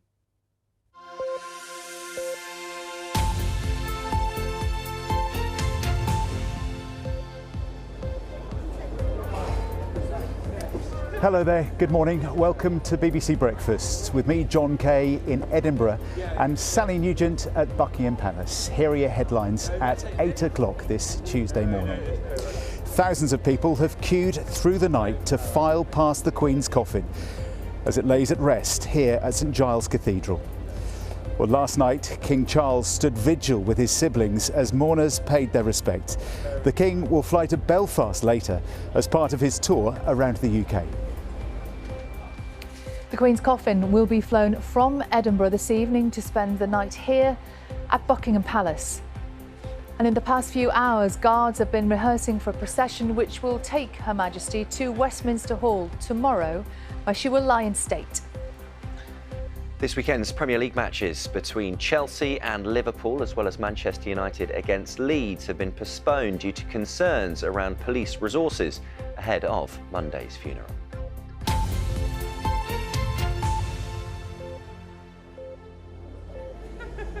Good morning. Tuesday morning, a chilly but bright Edinburgh. We're at St Giles Cathedral, and the people you're seeing there are just entering the cathedral to file past the coffin of Queen Elizabeth II.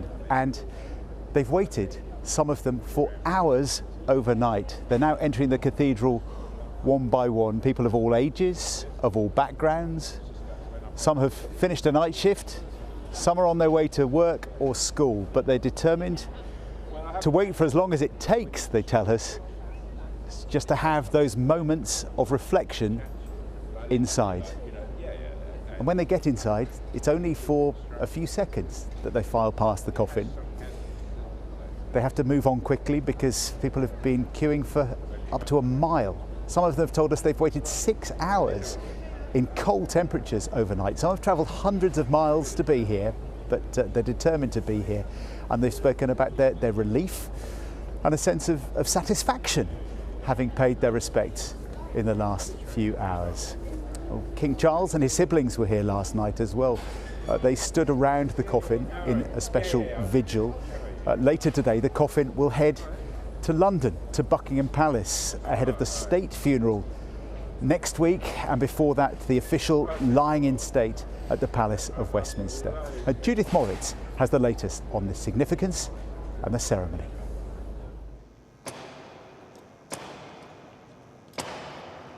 He is the new monarch, but he is also a grieving son.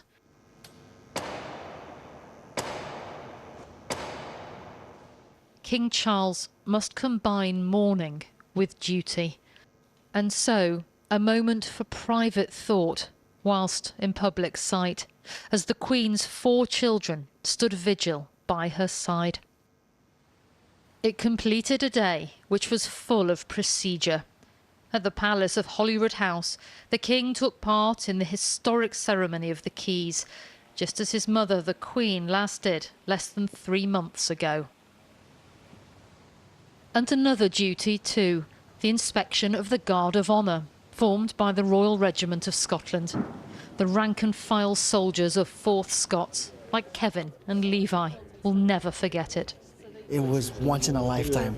It was a huge honour, especially for me and for Kevin as well, to be part of this historic event where we had to see the King in person, where he passes us and inspects the whole regiment, and it was a wonderful feeling for me. I was even shaking in my kilt. Just trying to try not to breathe too fast and stuff. You're trying to stay in the same kind of position. Try to look professional and obviously have a bit of discipline about you, and really try to like, obviously keep your breath and stuff. It's a pretty crazy experience, to be honest, but yeah, it was a privilege.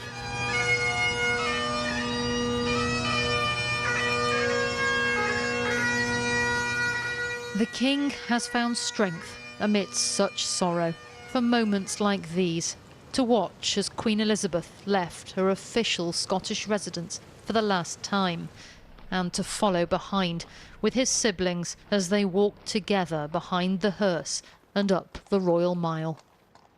It felt as though all of Edinburgh had come out to see, to witness history happening in real time, as the Queen was carried inside St Giles Cathedral for a service of prayer and reflection.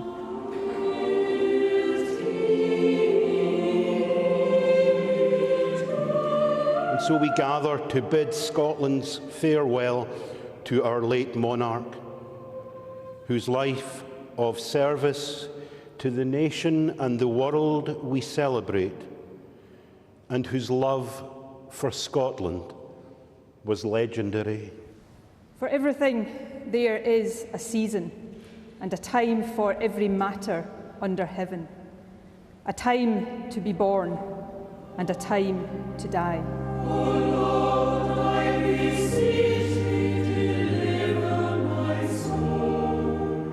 The music was of European, Scottish and Anglican tradition and combined solemnity with thanksgiving.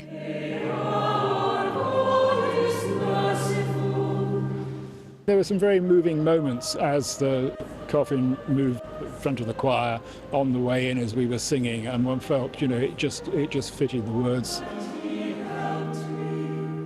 Some moments felt really quite electric, actually, in the sort of intensity of people listening, which is something that sometimes on big occasions isn't quite the same, but today you could have heard a pin drop. The Queen's coffin will remain under constant vigil here until it's moved to Buckingham Palace later today. Had the Queen died in London, she wouldn't have been brought to lie at rest at St Giles, and these people wouldn't have had the chance to visit her themselves. So many are expected to take the opportunity that around 4,000 an hour will be filing past her coffin. At the front, we found Dawn from Manchester and Catherine from London, both of whom thought they'd have a better chance of seeing the coffin in Edinburgh than at Westminster. It felt really important, did it, to be here? I needed to come. We needed to pay our respects, to mourn our Queen before we want to celebrate our King. So you've come from London to Edinburgh? Yeah. So, I haven't really had to wait that long, 5 hours. I'm not a royalist as such, but still the Queen was a big part, and I feel like weird that she's not there. It's like to learn a new way of life. Inside the cathedral, emotions rose to the surface as the women took in the enormity of what they were seeing. Really surreal and more emotional than I could ever remember. It was actually one of the most emotional moments of my life. A relief now, because we've done it, we've paid our respects.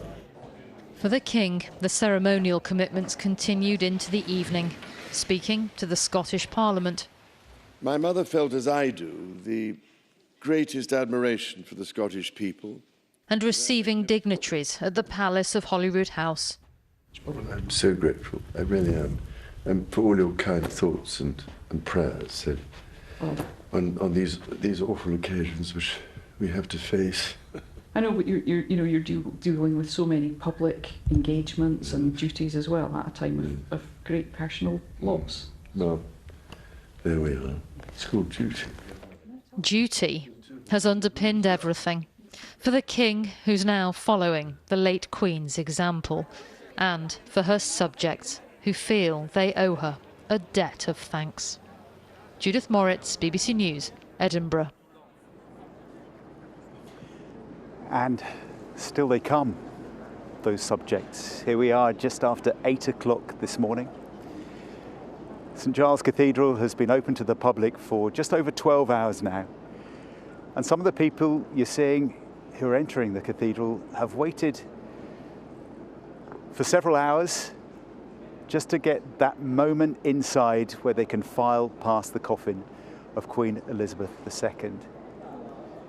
Beautifully silent and peaceful in there as people just spend a few seconds saying a prayer or reflecting on her life and paying silent tribute. We're joined here by Mona and her two kids, Emily and Finley. Good morning to all of you. Good morning. You timed it right, I think, didn't you? Just talk us through. You left home in Glasgow at what time? We left home at 5 o'clock this morning with two very sleepy children, and we parked and rode, and we got here at 7, and this is us talking to you now, having just left the cathedral. So you managed to get through pretty quickly. I think some people waited overnight for 6 hours, but I think you just caught a nice little lull there. Well, we had prepared for a long day with sandwiches and apples and things, but nope, we haven't had to use them as yet. Well done you. I think people during the day are going to have to wait rather longer than that. Yes, no, absolutely. Emily, let me ask you, you're 7, right? Yeah. Thank you for talking to us. I wonder whether you could give us some words to describe what it was like inside the cathedral, because I think a lot of people will be wondering what it's like. Just describe it for me. I like it because we knew one of the archers. Did you? One of the archers who was taking part in the ceremony? Yeah. So you've got a personal connection. And to be able to say and think something about the Queen and go in there and just pay a tribute to her, what did that mean to you? We are making history, aren't we? Yeah. Making history? Because it's only a few weeks ago you were telling me about the Jubilee. Yeah. What do you remember about the Queen at the Jubilee? Paddington having tea with the Queen. I knew you were going to mention Paddington. Everybody of your age mentions Paddington. Is that what really made you love the Queen? Yes. So how have you been feeling over the last few days? Happy and sad. Happy and sad. What were the bits that made you happy? The Jubilee made me feel happy. The Jubilee. So you can keep thinking about that time, can't you? Keep thinking about the Queen with Paddington, even though you're feeling a little bit sad as well. Yeah, Mona, just tell me, I mean, why was it important for you to bring the kids? There'll be people watching this morning who getting the kids ready for school thinking, gosh, she was ambitious. I was very keen. Yes, no, there was a point in the middle of the night where I thought, this is far too ambitious. But it is history. They're never going to see this again. And I just felt it was important for them, even though they might not understand fully at this moment in time, especially 4-year-old Finley, but hopefully in years to come they'll be able to say that they were here, they knew, they felt everything that was going on around, all the emotions, and I just felt it was important for the 3 of us to be here. We've had a lovely description from Emily of what it was like to be inside. From your point of view, you just describe it to people, because people will be seeing these pictures this morning inside the cathedral and wondering what it's like and what we can expect at the Palace of Westminster next week. It's very sombre, everyone is quiet, and everyone is just taking a moment to reflect on what the Queen meant for them, or maybe in this case, what could have been and what the future's to come. It's a very quiet procession past the coffin, and we were lucky enough to see the changeover of the archers and the police, which I think was good for the children, that it wasn't just a fleeting moment past. But no, it's a very quiet reflection, and I'm glad I got you up early. Yeah. Are you glad, Finley? Are you glad you got up early? You're falling asleep there on your mum's shoulder. We had some Cheerios on the tram, so that kept me going. And you've still got those sandwiches in your bag? I know, yes. Now look, please tell me it's marmalade sandwiches. No. No? What sort of sandwiches have you got? I don't know. Cheese and ham. Oh, well. Maybe marmalade sandwiches when you get back home a bit later. Yeah. Thank you so much for talking to us. No, thank you. And for letting us spring on you as you emerge this morning, because I know it's an emotional time, isn't it? And it's a tiring time as well. But thank you all very much indeed. We've got time to go back to school. Yeah. Are you going to go to school this morning? Don't know yet. Teachers might be watching. I know, yes. I think that's the key. Do you know we've been. You can tell all your classmates what it was like to be here. You'll be able to tell your children and your grandchildren what it was like to be here. Yeah. Yeah? That's special. Thanks so much for joining us. Thank you very much. All the very best. Thank you. Take care. Morna and Emily and Finley there joining us on BBC Breakfast, having come through that queue. It's very well organised here, I have to say. And I think the authorities in London at the Palace of Westminster will be looking to see what they have learned here about managing the queues and managing expectations as well during this time. Just trying to make sure that everybody can queue up safely and peacefully and securely. There is a lot of security in place. People aren't allowed to use their phones. They're not allowed to take certain items in. So it's just making sure that they look at the messages and online the instructions to make it as speedy and as problem-free and as hassle-free as possibly can. But as you can see, Morna was telling us that she was lucky with her timings, only an hour in the queue. The advice from the Scottish Government is that people are going to be waiting a lot longer than that as the day goes on. And a preview here, I think, as we were saying, of what's going to happen in London over the next few days. And Sally is at Buckingham Palace for breakfast this morning. Good morning, Sally. Morning, John. Thanks very much indeed. Good morning, everyone, from us here at Buckingham Palace. As we have been hearing throughout the morning, the Queen's coffin is expected to arrive in London on a flight from Edinburgh this evening. The Princess Royal, Princess Anne, will accompany it, as she has since the beginning of its journey from Balmoral. They will travel here to Buckingham Palace, where the Queen's coffin will be met by King Charles, the Queen Consort, and other members of the royal family. Well, I can tell you that when we first arrived here several hours ago, we just caught the very tail end of a rehearsal for what's going to be happening when they move the Queen's coffin to Westminster Hall. Rehearsals having to happen, of course, around 2 or 3 o'clock in the morning. And this, you can see, was an opportunity for everybody to really work out what they're doing ahead of that procession. Coffin will be adorned, I can tell you, with the imperial state crown. And we could see from these images that it will be carried on a gun carriage of the King's Troop Royal Artillery. And as this was happening, I can tell you, it was silent, other than the sound of the footsteps and the drums. That, I think, is what will be really striking when this procession takes place. The sound. It's really quite astonishing. A real moment.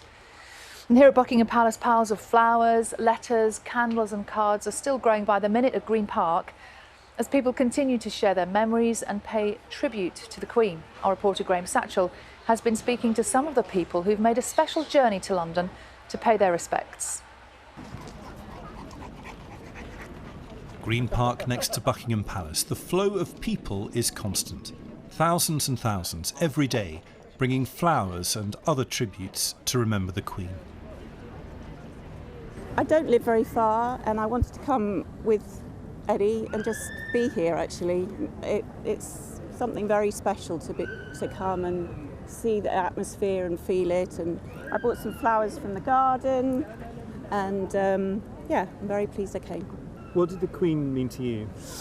Well, I was lucky enough to have met her, actually. My dad was Chief of the Defence Staff during the Gulf War. She was always so charming and dignified and lovely smile, and so, yeah, it was a great privilege.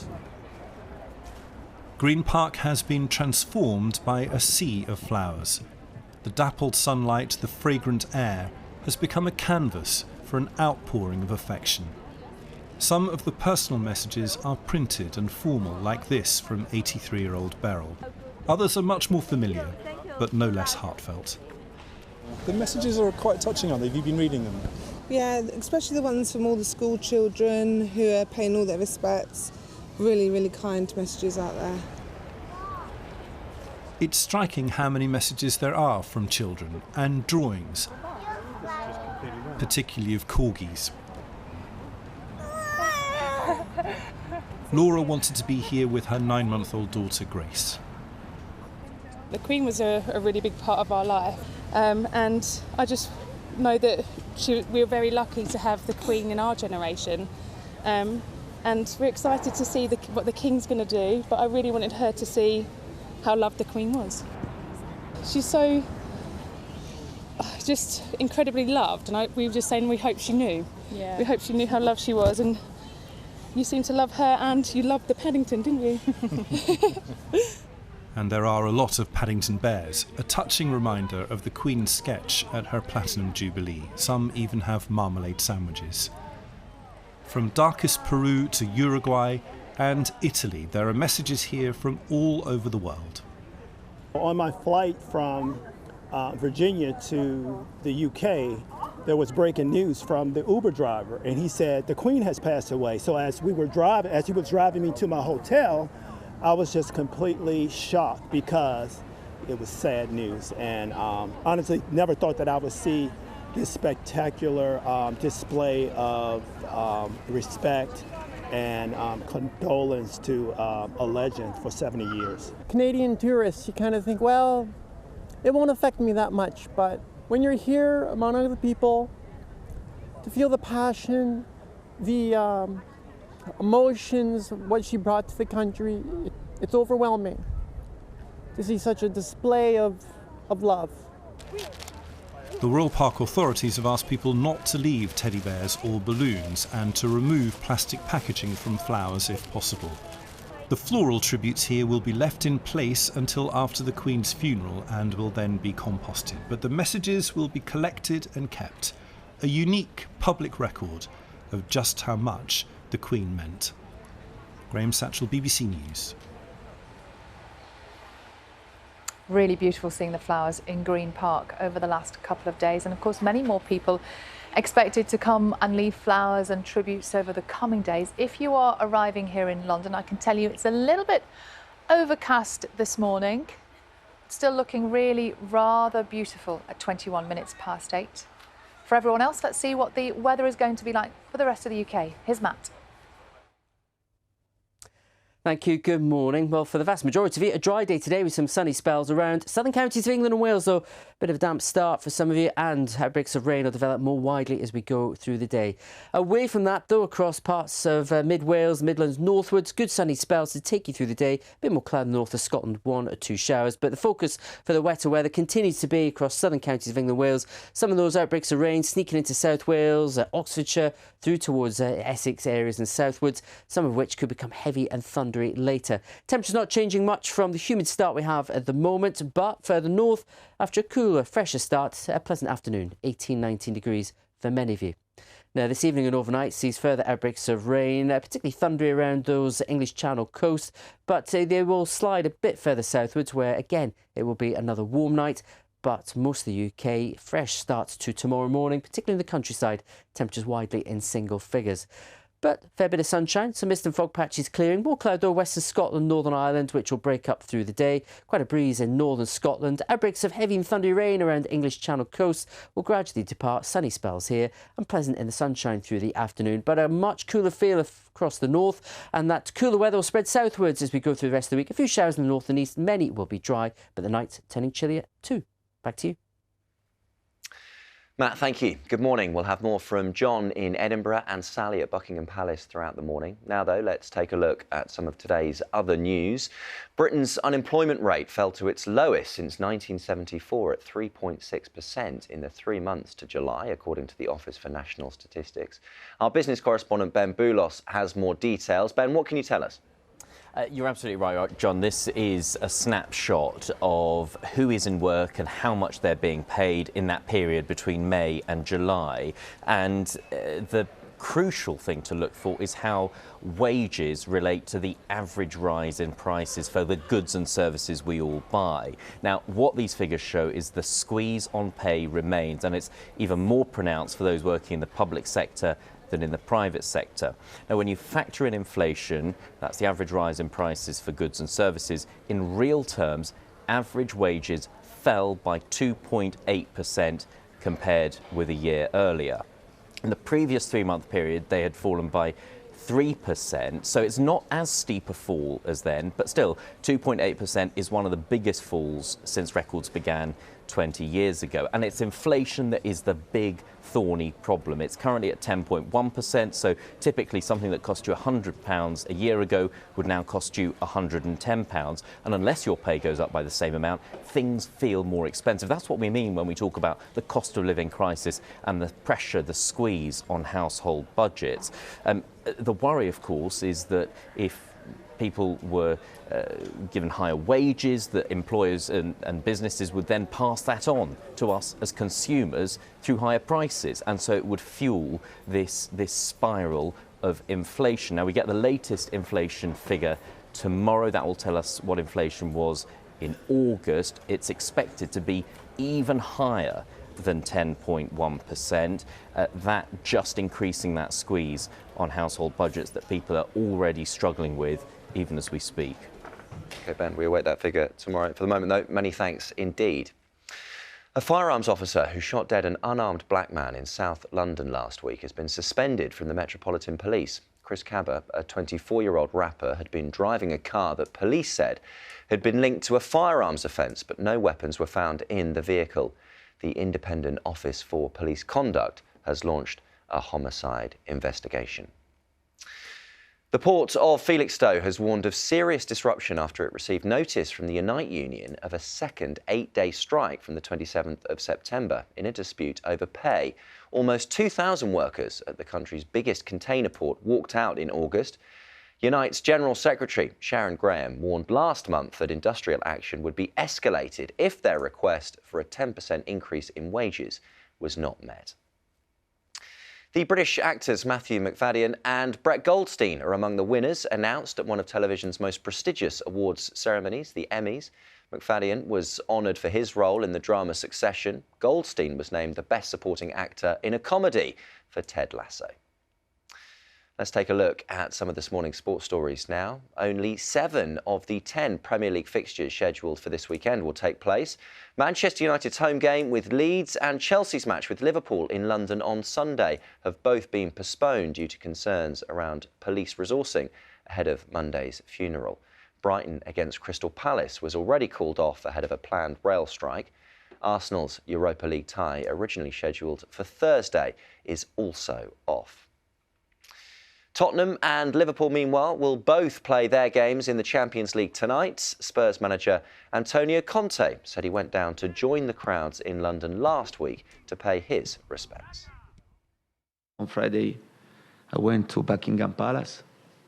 Yeah, and like a normal person, because I'm a normal person with the hat, and to live, to live this situation, because I think this for sure will remember this for the rest of our life. It's just approaching 8:30. Time now to get the news, travel and weather where you are.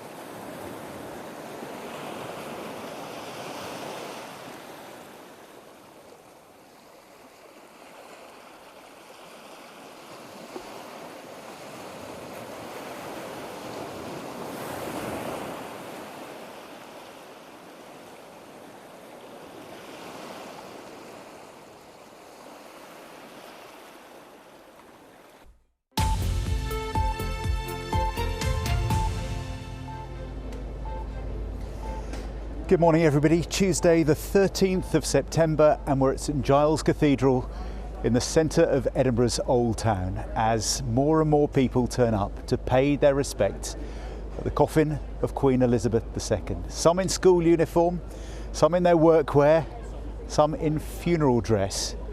But thousands of people have queued overnight, some of them for up to 6 hours, to pay tribute to the monarch who passed away last Thursday. Last night, of course, the new king, Charles III, was inside the cathedral. He and his siblings stood around the coffin for a vigil. But now it is the turn of the people, the subjects, to go inside and pay their respects. Only fleetingly, they only get a few seconds inside, but in silence, with respect, they take their turns.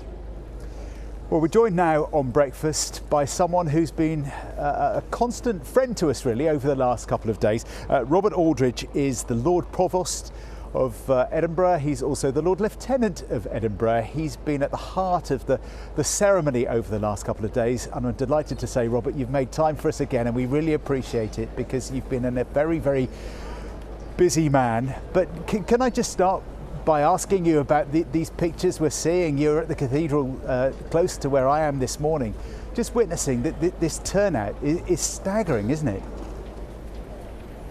Yes, I mean, there have been literally tens of thousands of people turning up to pay their respects to the Queen. Edinburgh has shone, I think, during the last 2 or 3 days, and people have felt the need to come forward to pay their own personal respects to the Queen, to have their own memories of the Queen. And I think if people are wanting to be able to file past, they'll need to come relatively early because the queues are going to be building up quite soon. And I understand we may have to cut off the queues at 3 p.m. to allow for the departure of the Queen for Edinburgh Airport later this afternoon. That's ahead of the coffin being taken back to London and to Buckingham Palace before lying in state in the Palace of Westminster. Robert, from where you are, from what you've seen, from what you've felt, what is it like in Edinburgh at the moment? You know the city so well, it's in your heart. Just give people around the UK a sense of what it feels like right now. It has felt quite strange, a mixture of emotions going on. For example, I mean, yesterday I was hugely privileged to be able to welcome the King for his first visit to Scotland and to be at the back of his convoy and to feel the waves of the cheers and the applause as he went down the Royal Mile. That was absolutely amazing. But at the same time, we've had the very respectful and subdued response of those same crowds as the Queen's coffin moved up the Royal Mile yesterday. So it's a very strange, a subdued, a respectful, a very friendly atmosphere as well. People all talking to each other about their memories of the Queen and so on. So I think it's very Edinburgh in that it's a big city, but it's also a small village in some ways. Yeah, that's absolutely right. And just walking, not just in the Old Town, but on the streets around. Last night, just at the bus stops in the city centre, I was talking to somebody, and they were referring to the fact that there was just this kind of peace and almost contentment, really, this tranquility that has spread out from this area around the Royal Mile. Have you noticed that too? Well, absolutely. I mean, I think that there's a sense that we feel very privileged that we have been able to be the first part of the United Kingdom to pay our respects to the Queen. I'm getting emotional now again. If you excuse me a moment, I'll compose myself. It has been such an honour for the capital city of Scotland to be able to say thank you, ma'am, for what you have done for us. Are you okay, Robert? Are you happy to continue? Because I know other people are also finding it really intensely moving. Okay. We've just seen pictures inside the cathedral as well of people in that moment when they see the coffin. They kind of confront reality really, and they're just overwhelmed too. It is an intense time for this city, isn't it? And saying goodbye to the coffin later today as it heads to London later, that will be another sad farewell. Well, absolutely. Today is the last day that the Queen will spend in Scotland, her last few hours here. So a very poignant moment for us all. So, yes, a sad day, and I think we're all beginning to feel it. The moment the coffin appeared in Edinburgh, I think brought home to everybody the reality that we have lost a monarch that we've known all of our lives, and that we are moving to a new era. It has been strangely emotional. All sorts of people have been affected, just things coming at them left field because of the love and respect they've felt for a monarch that, as I say, we've known all of our lives. Robert Aldridge, Lord Provost, Lord Lieutenant, thank you so much for welcoming us and helping BBC Breakfast into your city over the last couple of days. We've really appreciated your time, and especially this morning. Thank you so much. Thank you very much indeed. And those pictures inside, it's really moving to watch, isn't it? As well as just being here, wherever you are in the UK watching Breakfast this morning, just seeing those pictures of the effect it has on people getting inside that cathedral this morning. And some of them have waited for hours, some of them have driven for hours. First thing this morning, I met a couple from Preston in Lancashire who saw the news on the BBC last night at 6 o'clock and thought, we've just got to go. We've got to go to Edinburgh. They felt compelled. And so they got on a train. They got here really late at night. They waited through the night, and it's been cold here. It's been really chilly. But they waited in the dark for 6 hours, and they went through, and now they're heading back to Lancashire. They might even be home very shortly, but they were saying they had to do it. They had absolutely no regrets, no complaints about the waiting. They just took on board whatever happened. And you can see almost the release and the relief on the faces of people who are inside right now.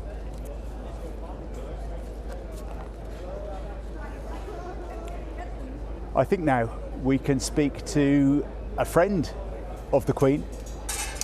No, we'll speak to Jackie Stewart shortly, but I just think what we should do is we should just hear from some of the people who've been through the cathedral, some of the people who have witnessed this moment of history for themselves. And our Jay McCubbin has been talking to them as they go in and as they emerge. They came in their thousands. Excuse me, please. We both signed an oath of allegiance. We pledged our allegiance to the Queen, and we really needed to be here today. Are you okay? There were tears. Yes, thank you. You wouldn't want to be anywhere else? No, not today. But chat to anyone here and it was easy to find joy. My mum is like a doppelganger for the Queen. Really? And she loved horses. We took her to the Royal Windsor Horse Show one year, and I somehow or another lost my mum, and I saw this lady ahead of us who was the double of my mum. She was wearing the same coat, and I went running up shouting, "Mum, Mum!" And these obviously security guards sort of stepped in front, and I was like, oh, and it was actually the Queen, not my mum. How did she take it? She just turned and she smiled and she gave me a wave and she just went on. Everyone here has their own memory of the Queen, some more direct, more personal than others. I can see you've brought Paddington. Chloe's papa used to guard the Queen, and he was always telling us stories of when he was in the Scottish Guards, and he's up in Fort William just now. He couldn't make the journey, so it was important for us to be there and say goodbye on his behalf. For the moment his family passed the Queen's coffin, Chloe's granddad had texted a personal message. Say goodbye for me. So proud to have met her and served her. Thinking of her today. God bless her. Long live the King. Give him a good cheer. What's your papa, your granddad's name? Papa Bill. For every person here, there were more like Papa William Bell, who would have loved to have witnessed this moment, if only they could. That's my grandmother's ring. who's not with us anymore. My mum's 90 and she wouldn't have been able to do this. They're with you in spirit? Yes. Yeah. She's been looking out for us, I know Yeah, that. she's watching the television. She's watching the telly, looking out for you. Oh, what's her name? Joan. Hello, Mum. Hi. I made it. After queuing from early morning, they all eventually made it. To bear witness to this moment, Joe and Alan were amongst the very first. Very emotional, yeah. There's quite a lot of tears in there. It's a really strange thing. It's hard to believe that she's in there. And I was lucky enough as well. I had in my mind that I wanted to do a final salute, so I did that to her as well before I left. And what was a nice touch was that they've got the crown on top of the coffin, which was a really nice thing to see. The world was watching. Scotland has been proud to rise to the occasion. Thinking ahead into the future, we'll probably be asked where we were on this day, and so we don't want to miss out. Nobody wants to miss it. You just have to see the crowds. People want to come and appreciate what Queen Elizabeth has done for us. You're emotional, aren't you? Very much. Yeah. Very much. It was absolutely wonderful just to get in, to say how much she has done for the country and binding us all together. I must say, even the queues, the people are wonderful, just standing, the whole atmosphere of the place, because it's so wonderful to have everyone talking to one another in a friendship way. You know, it's lovely. And perhaps this is the legacy most valued here, because even as night fell, still they came to say goodbye to a monarch who brought so many of us together.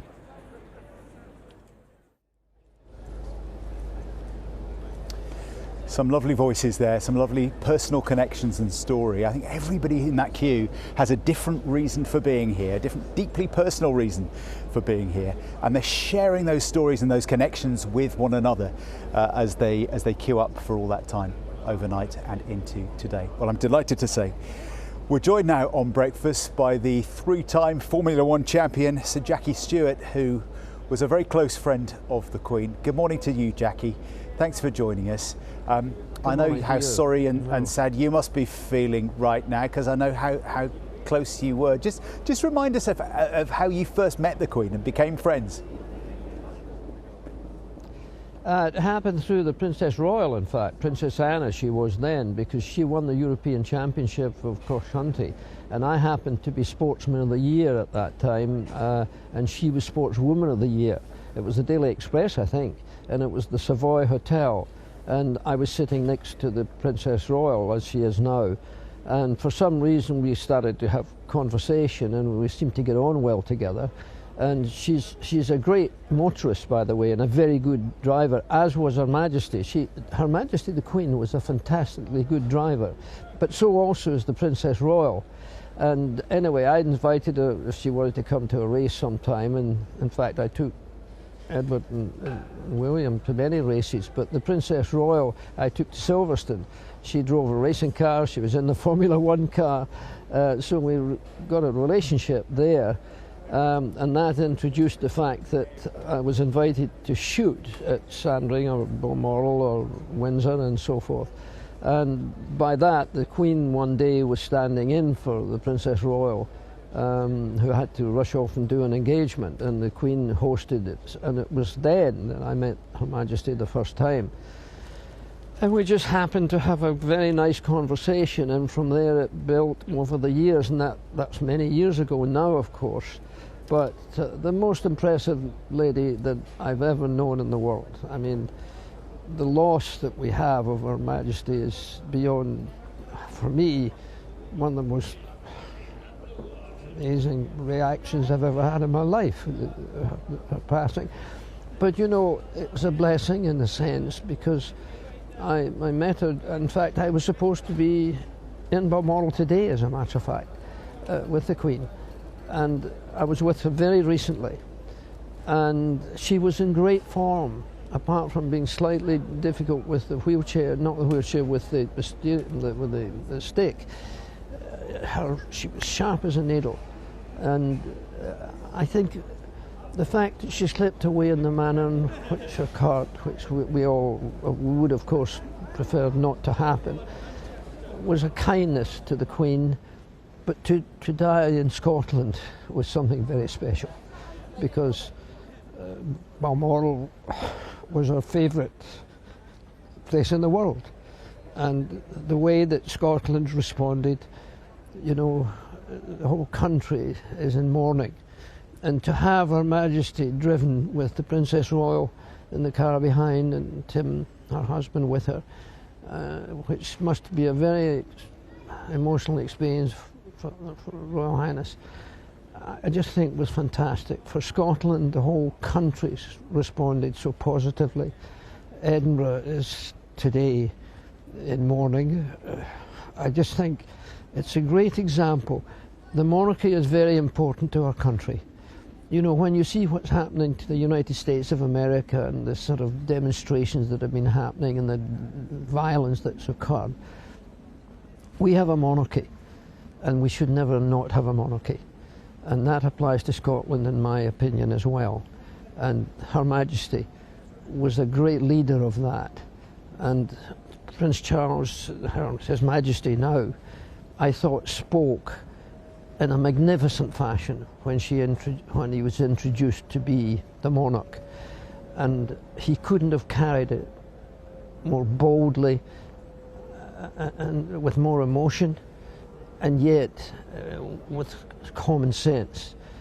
And I think we've got a monarch now that's taking over from Her Majesty that will carry our country in a way that no other country can. Jackie, a lot of people who are queuing here in Edinburgh this morning, been queuing through the night to file past the coffin, have said to me, just chatting, the way of her passing, the Queen's passing at Balmoral in Scotland, is what she would have chosen. It's what she would have wanted. You knew her so well. Do you feel that as well? Absolutely, absolutely. I think, you know, she was living in Windsor Castle for a great length of time recently, but I think for her to go to Balmoral, she was looking forward to it enormously. She loved Balmoral. She loved her other places of residence, particularly Norfolk, with all the gamekeepers at Balmoral, and with people like Bill Meldrum, who trained all our dogs and so forth. These people were so special to Her Majesty. You know, the large majority of people would never know elements of that part, but when she went to Scotland, that was her home, I think, her complete home. And for her to pass away so quietly and so comfortably, I think might have been the case, I think is an enormous blessing. It's a great loss to us all, and particularly to the family. And we have a wonderful royal family, and the emotion that was showed in that was tremendous. And from my point of view, I was as emotional as I've ever been. More so, I think, that in all the racing drivers that I lost, 57 of them, of my best friends, I've had more emotion from the loss of Her Majesty than I think I ever had of them, because for some reason people were dying in my sport at that time. We had to change that, and we did, but the loss of Her Majesty is something that I think will never be forgotten. You knew her so well. You were a close friend. A lot of the people who are queuing here to file past the coffin in Edinburgh this morning never met her. They might have seen her at a function or at a distance, but they didn't have that personal connection, and yet they've still turned up in their thousands today and queuing overnight. What do you think of these pictures we're showing on breakfast this morning of this response? I think it's wonderful. I think it just is a good demonstration of how we in our country, our wee country, not just Scotland, the United Kingdom is small in comparison to the other nations around the world. And for that to occur in the manner, the emotion shown by everyone, it's just so obvious that we should recognise that in the fullest fashion, and that we have a monarch to take over from Her Majesty, who carried it in a manner that's way beyond, I think, any monarch there's ever been.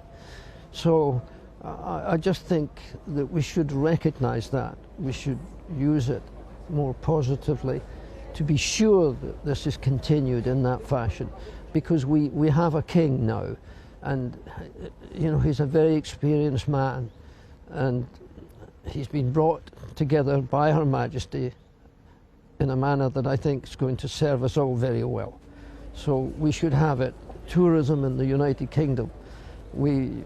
You know, the people who are in London, who are at Buckingham Palace today and will be all this the rest of these weeks, days, you know, are recognising what the monarch was and what he now holds in that responsibility.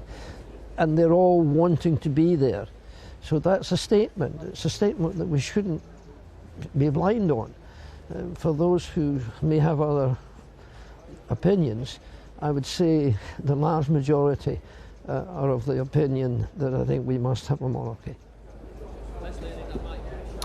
So Jackie Stewart, thank you so much for making time for us this morning. We really appreciate your thoughts and your stories and your insight, and we know how close you were to the Queen, so thank you for your time. And Jackie telling us there that he should have been at Balmoral today with the Queen. That was his plan. That would have been what he was doing, spending time with Her Majesty today. Instead, we're here in Edinburgh at St Giles Cathedral as people file past her coffin in their thousands. And Jackie was talking about the importance of the different nations of the United Kingdom to him and to the Queen. And our new king, Charles III, is making a statement about that as well as he begins his reign. He is visiting all 4 nations of the United Kingdom over these few days ahead of the state funeral next Monday. Today he will be in Northern Ireland, and John Maguire is in Belfast for us this morning to talk about that visit. Hi John. Morning, John, from County Down outside the gates of Hillsborough Castle. Preparations in full swing for the arrival of the King and the Queen Consort later. Again, just look at all of these floral tributes, a sea of them. They're actually standing up on end on their stalks. The plastic and the cellophane has been removed. An incredible sight, a beautiful, colourful sight, and all sorts of messages, some very, very simple. You will be missed. So many of these messages saying thank you, long and short, but also talking to the King direct. So many messages here to the new King, wishing him luck and expressing their commitment to him as he takes on the role that his mother carried out with such great aplomb. Let's just run you through what's going to happen here for the next couple of hours. As I say, the King and the Queen Consort will arrive in Belfast later on this morning. They will then be driven here to the location about half an hour's drive south of Belfast. They'll meet senior politicians here, including the new Secretary of State for Northern Ireland, so another new boy in the job, if you like. They'll also sit down with religious leaders of all faiths to discuss some of the issues that people here are experiencing.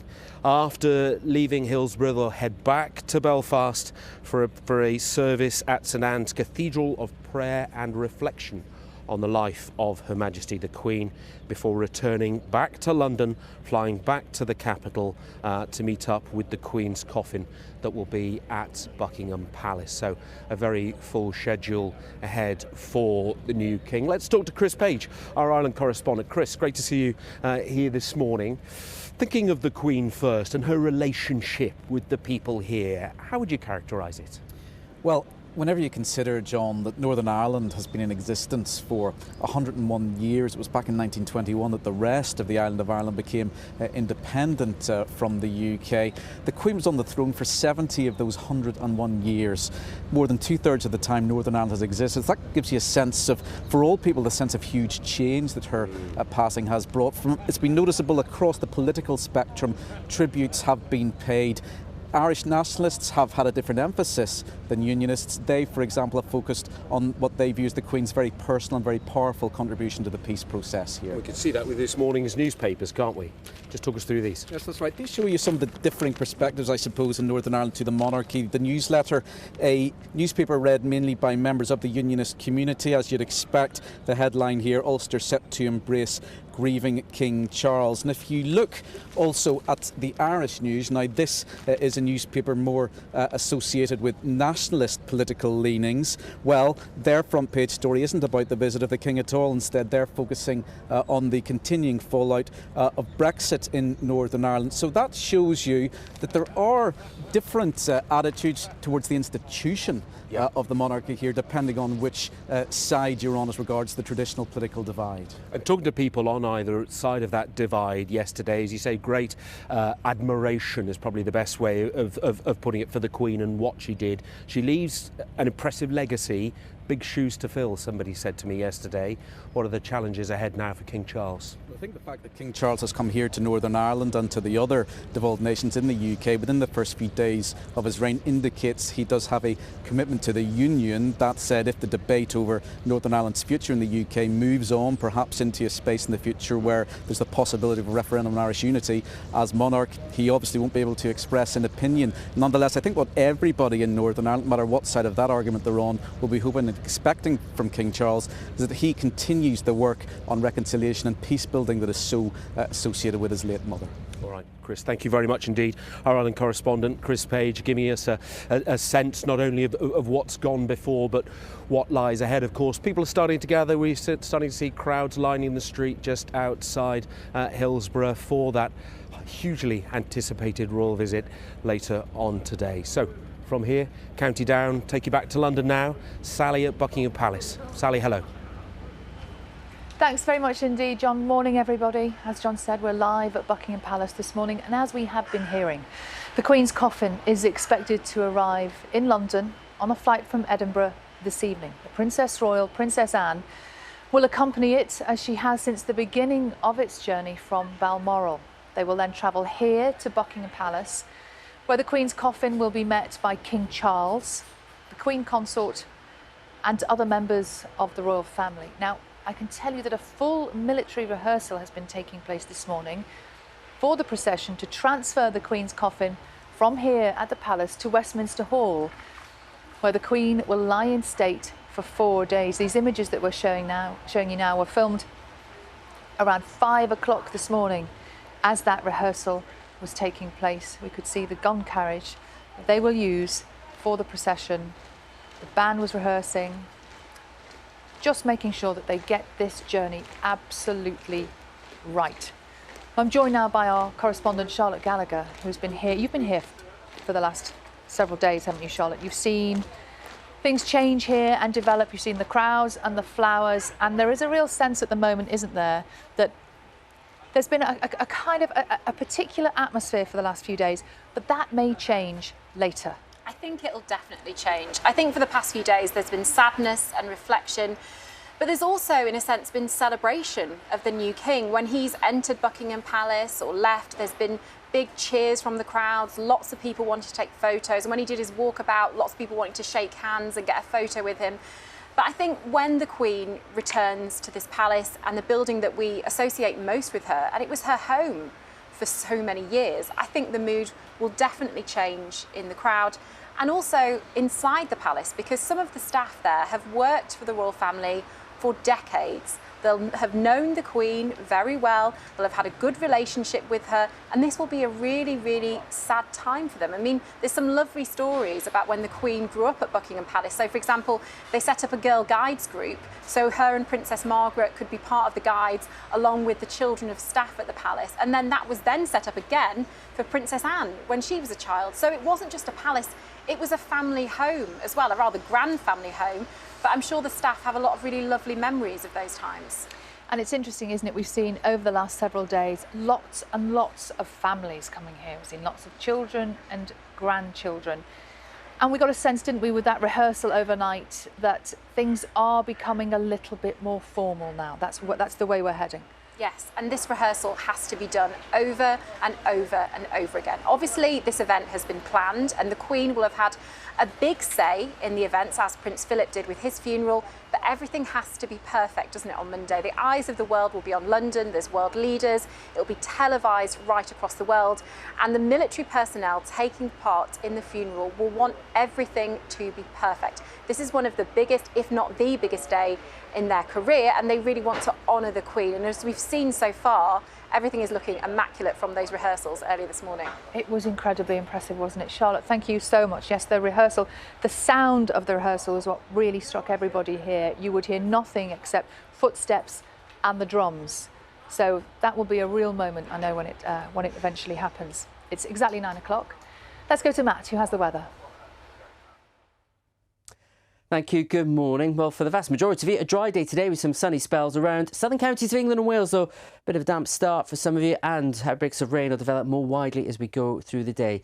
Away from that, though, across parts of mid-Wales, Midlands, northwards, good sunny spells to take you through the day. A bit more cloud north of Scotland, 1 or 2 showers, but the focus for the wetter weather continues to be across southern counties of England and Wales. Some of those outbreaks of rain sneaking into South Wales, Oxfordshire, through towards Essex areas and southwards, some of which could become heavy and thundery later. Temperatures not changing much from the humid start we have at the moment, but further north, after a cooler, fresher start, a pleasant afternoon, 18, 19 degrees for many of you.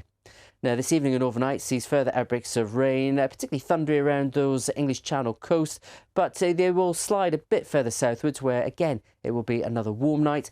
But most of the UK, fresh start to tomorrow morning, particularly in the countryside, temperatures widely in single figures. But a fair bit of sunshine, some mist and fog patches clearing. More cloud though, western Scotland, Northern Ireland, which will break up through the day. Quite a breeze in northern Scotland. Outbreaks of heavy and thundery rain around English Channel coast will gradually depart. Sunny spells here and pleasant in the sunshine through the afternoon. But a much cooler feel across the north, and that cooler weather will spread southwards as we go through the rest of the week. A few showers in the north and east, many will be dry, but the night turning chillier too. Back to you.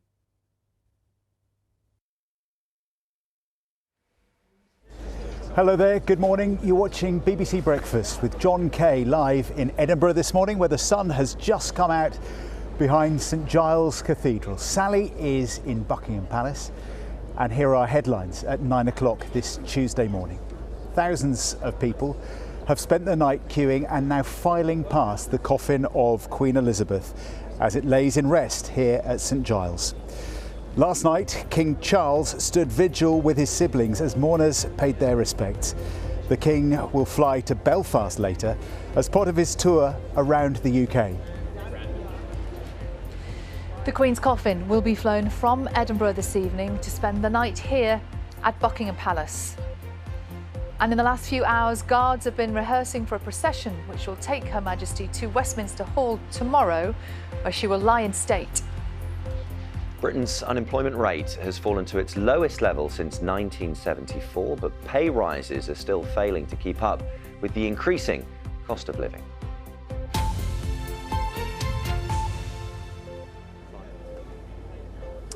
Good morning, everybody. Tuesday, the 13th of September. Welcome to Edinburgh. You're watching BBC Breakfast.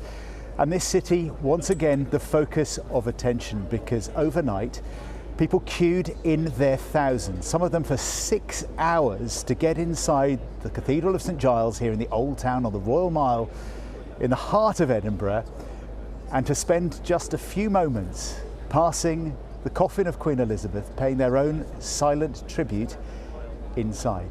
And last night, Prince Charles and his 3 siblings, King Charles, I have to get used to that, King Charles and his 3 siblings stood around the coffin in a silent vigil themselves. And later today, the King will fly to Belfast to meet people there. He's determined to travel all over the UK in the days before the state funeral next Monday. Well, our correspondent Judith Moritz has been reflecting on the significance and the ceremony of last night and the day to come.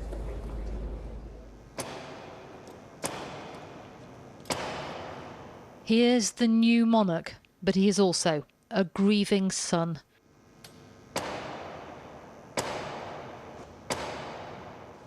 King Charles must combine mourning with duty, and so a moment for private thought whilst in public sight, as the Queen's 4 children stood vigil by her side.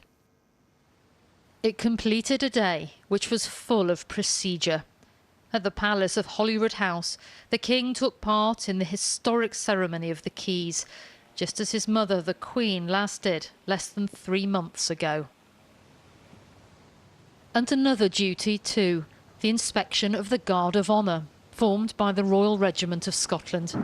The rank-and-file soldiers of 4th Scots, like Kevin and Levi, will never forget it. It was once in a lifetime. It was a huge honour, especially for me and for Kevin as well, to be part of this historic event where we had to see the King in person, where he passes us and inspects the whole regiment, and it was a wonderful feeling for me. I was even shaking in my kilt. Just trying to try not to breathe too fast and stuff. Or try to stay in the same kind of position. Try to look professional and obviously have a bit of discipline about you, and really try to look, obviously keep your breath and stuff. It's a pretty crazy experience, to be honest, but yeah, it was a privilege.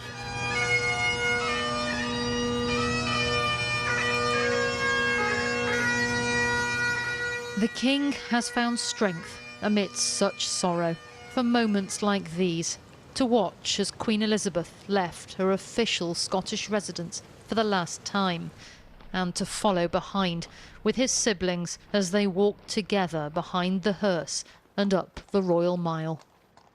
It felt as though all of Edinburgh had come out to see, to witness history happening in real time, as the Queen was carried inside St Giles Cathedral for a service of prayer and reflection.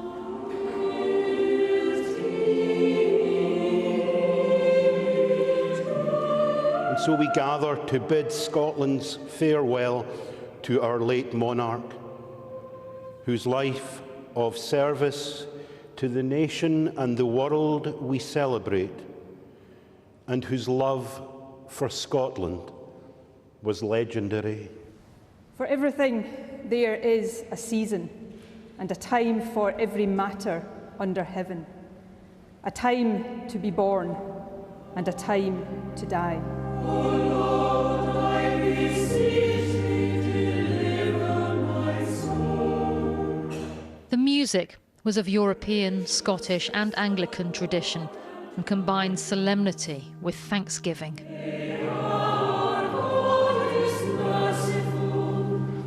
There were some very moving moments as the coffin moved in front of the choir on the way in as we were singing, and one felt, it just fitted the words. Some moments felt really quite electric, actually, in the sort of intensity of people listening, which is something that sometimes on big occasions isn't quite the same, but today you could have heard a pin drop. The Queen's coffin will remain under constant vigil here until it's moved to Buckingham Palace later today.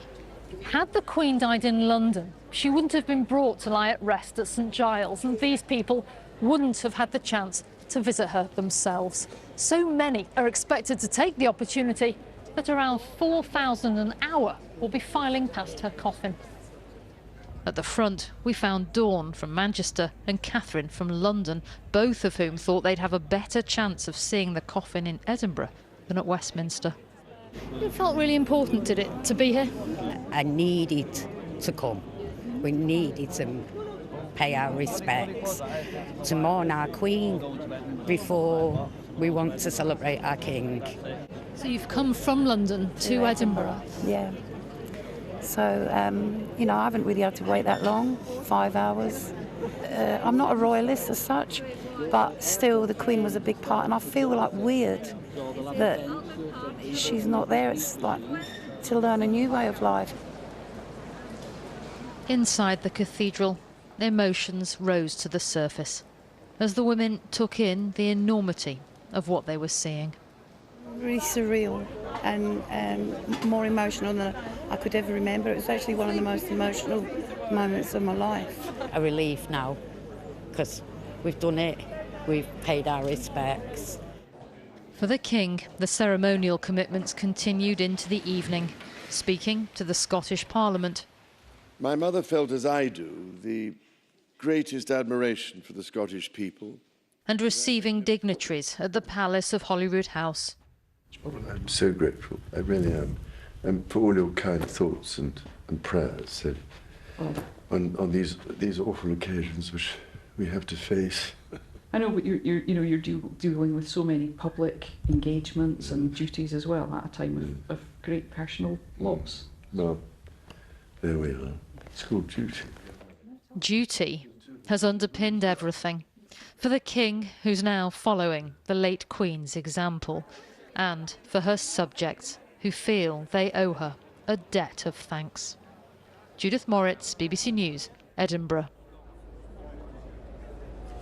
Really struck by that lady who said to Judith, I needed to come. You hear that in the crowd a lot here this morning as well. People who've driven, some of them hundreds of miles, now waiting for hours just to get a few seconds inside the cathedral, filing past the coffin.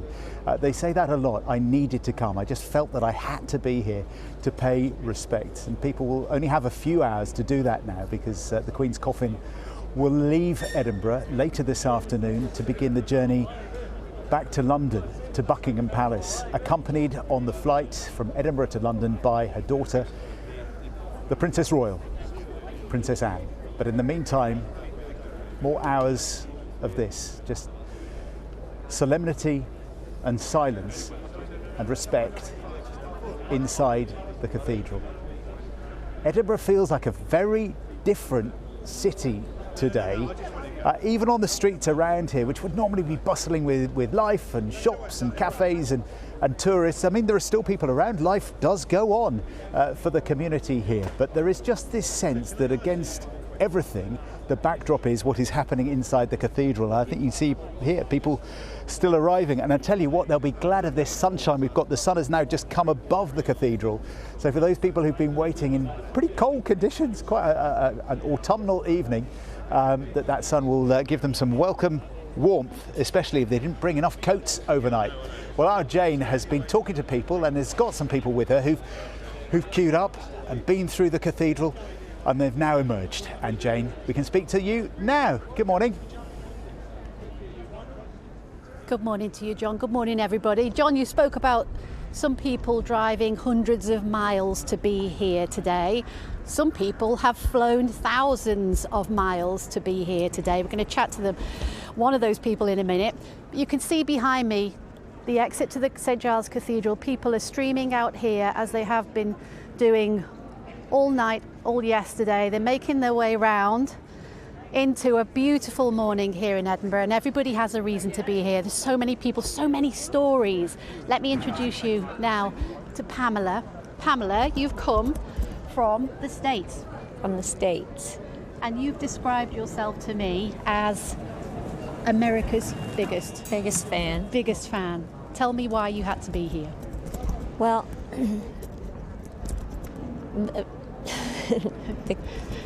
you're emotional. The royal families, I've always admired them. I've watched everything, I read everything about them, and my daughters are the same age as Diana's boys, so I get up for all of the royal weddings and all of the funerals. And so to be here, it's very surreal. It's very surreal. I was on holiday, so this was very unexpected for me. I had this room booked for months, and I was up in Inverness when she passed, and I got to sign a condolence book and see the Remembrance Garden, and then my room is just down the close, so I got to see the royal family leaving yesterday, so I'm going to try to go inside. You are overcome with emotion, aren't you? And it's lovely talking to you. Thank you. Thank you so much for stopping. The Ludbrook family have just come out with baby Lottie. My goodness, one day you will tell her that she was in the cathedral. I know. Saying goodbye. Yeah, it's just amazing. I'd planned to tell her that she was born into a special year anyway, with it being the Platinum Jubilee, but then this, and then being able to bring her and being able to tell her that she's been there and seen the Queen today, it's amazing. The Ludbrook family, you are a military family, aren't you? Yes, Dave? yeah. Mm-hmm. Yeah. I spent just under 30 years in the Navy, Royal Navy, and the Royal Naval Reserve. I met my wife Vicky, who was in the Navy as well. and had to come because, as I said before, she's my boss. She's the boss. Boss for 30 years. Yeah.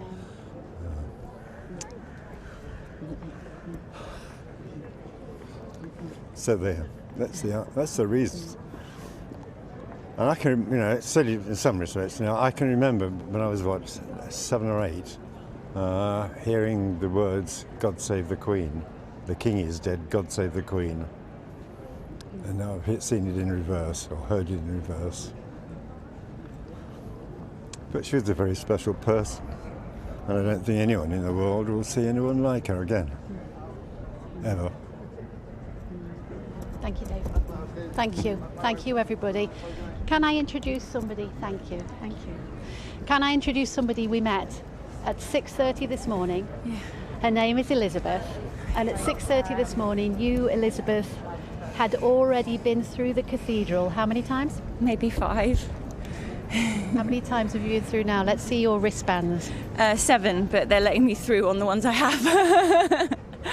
So tell me what is drawing you back time and time again.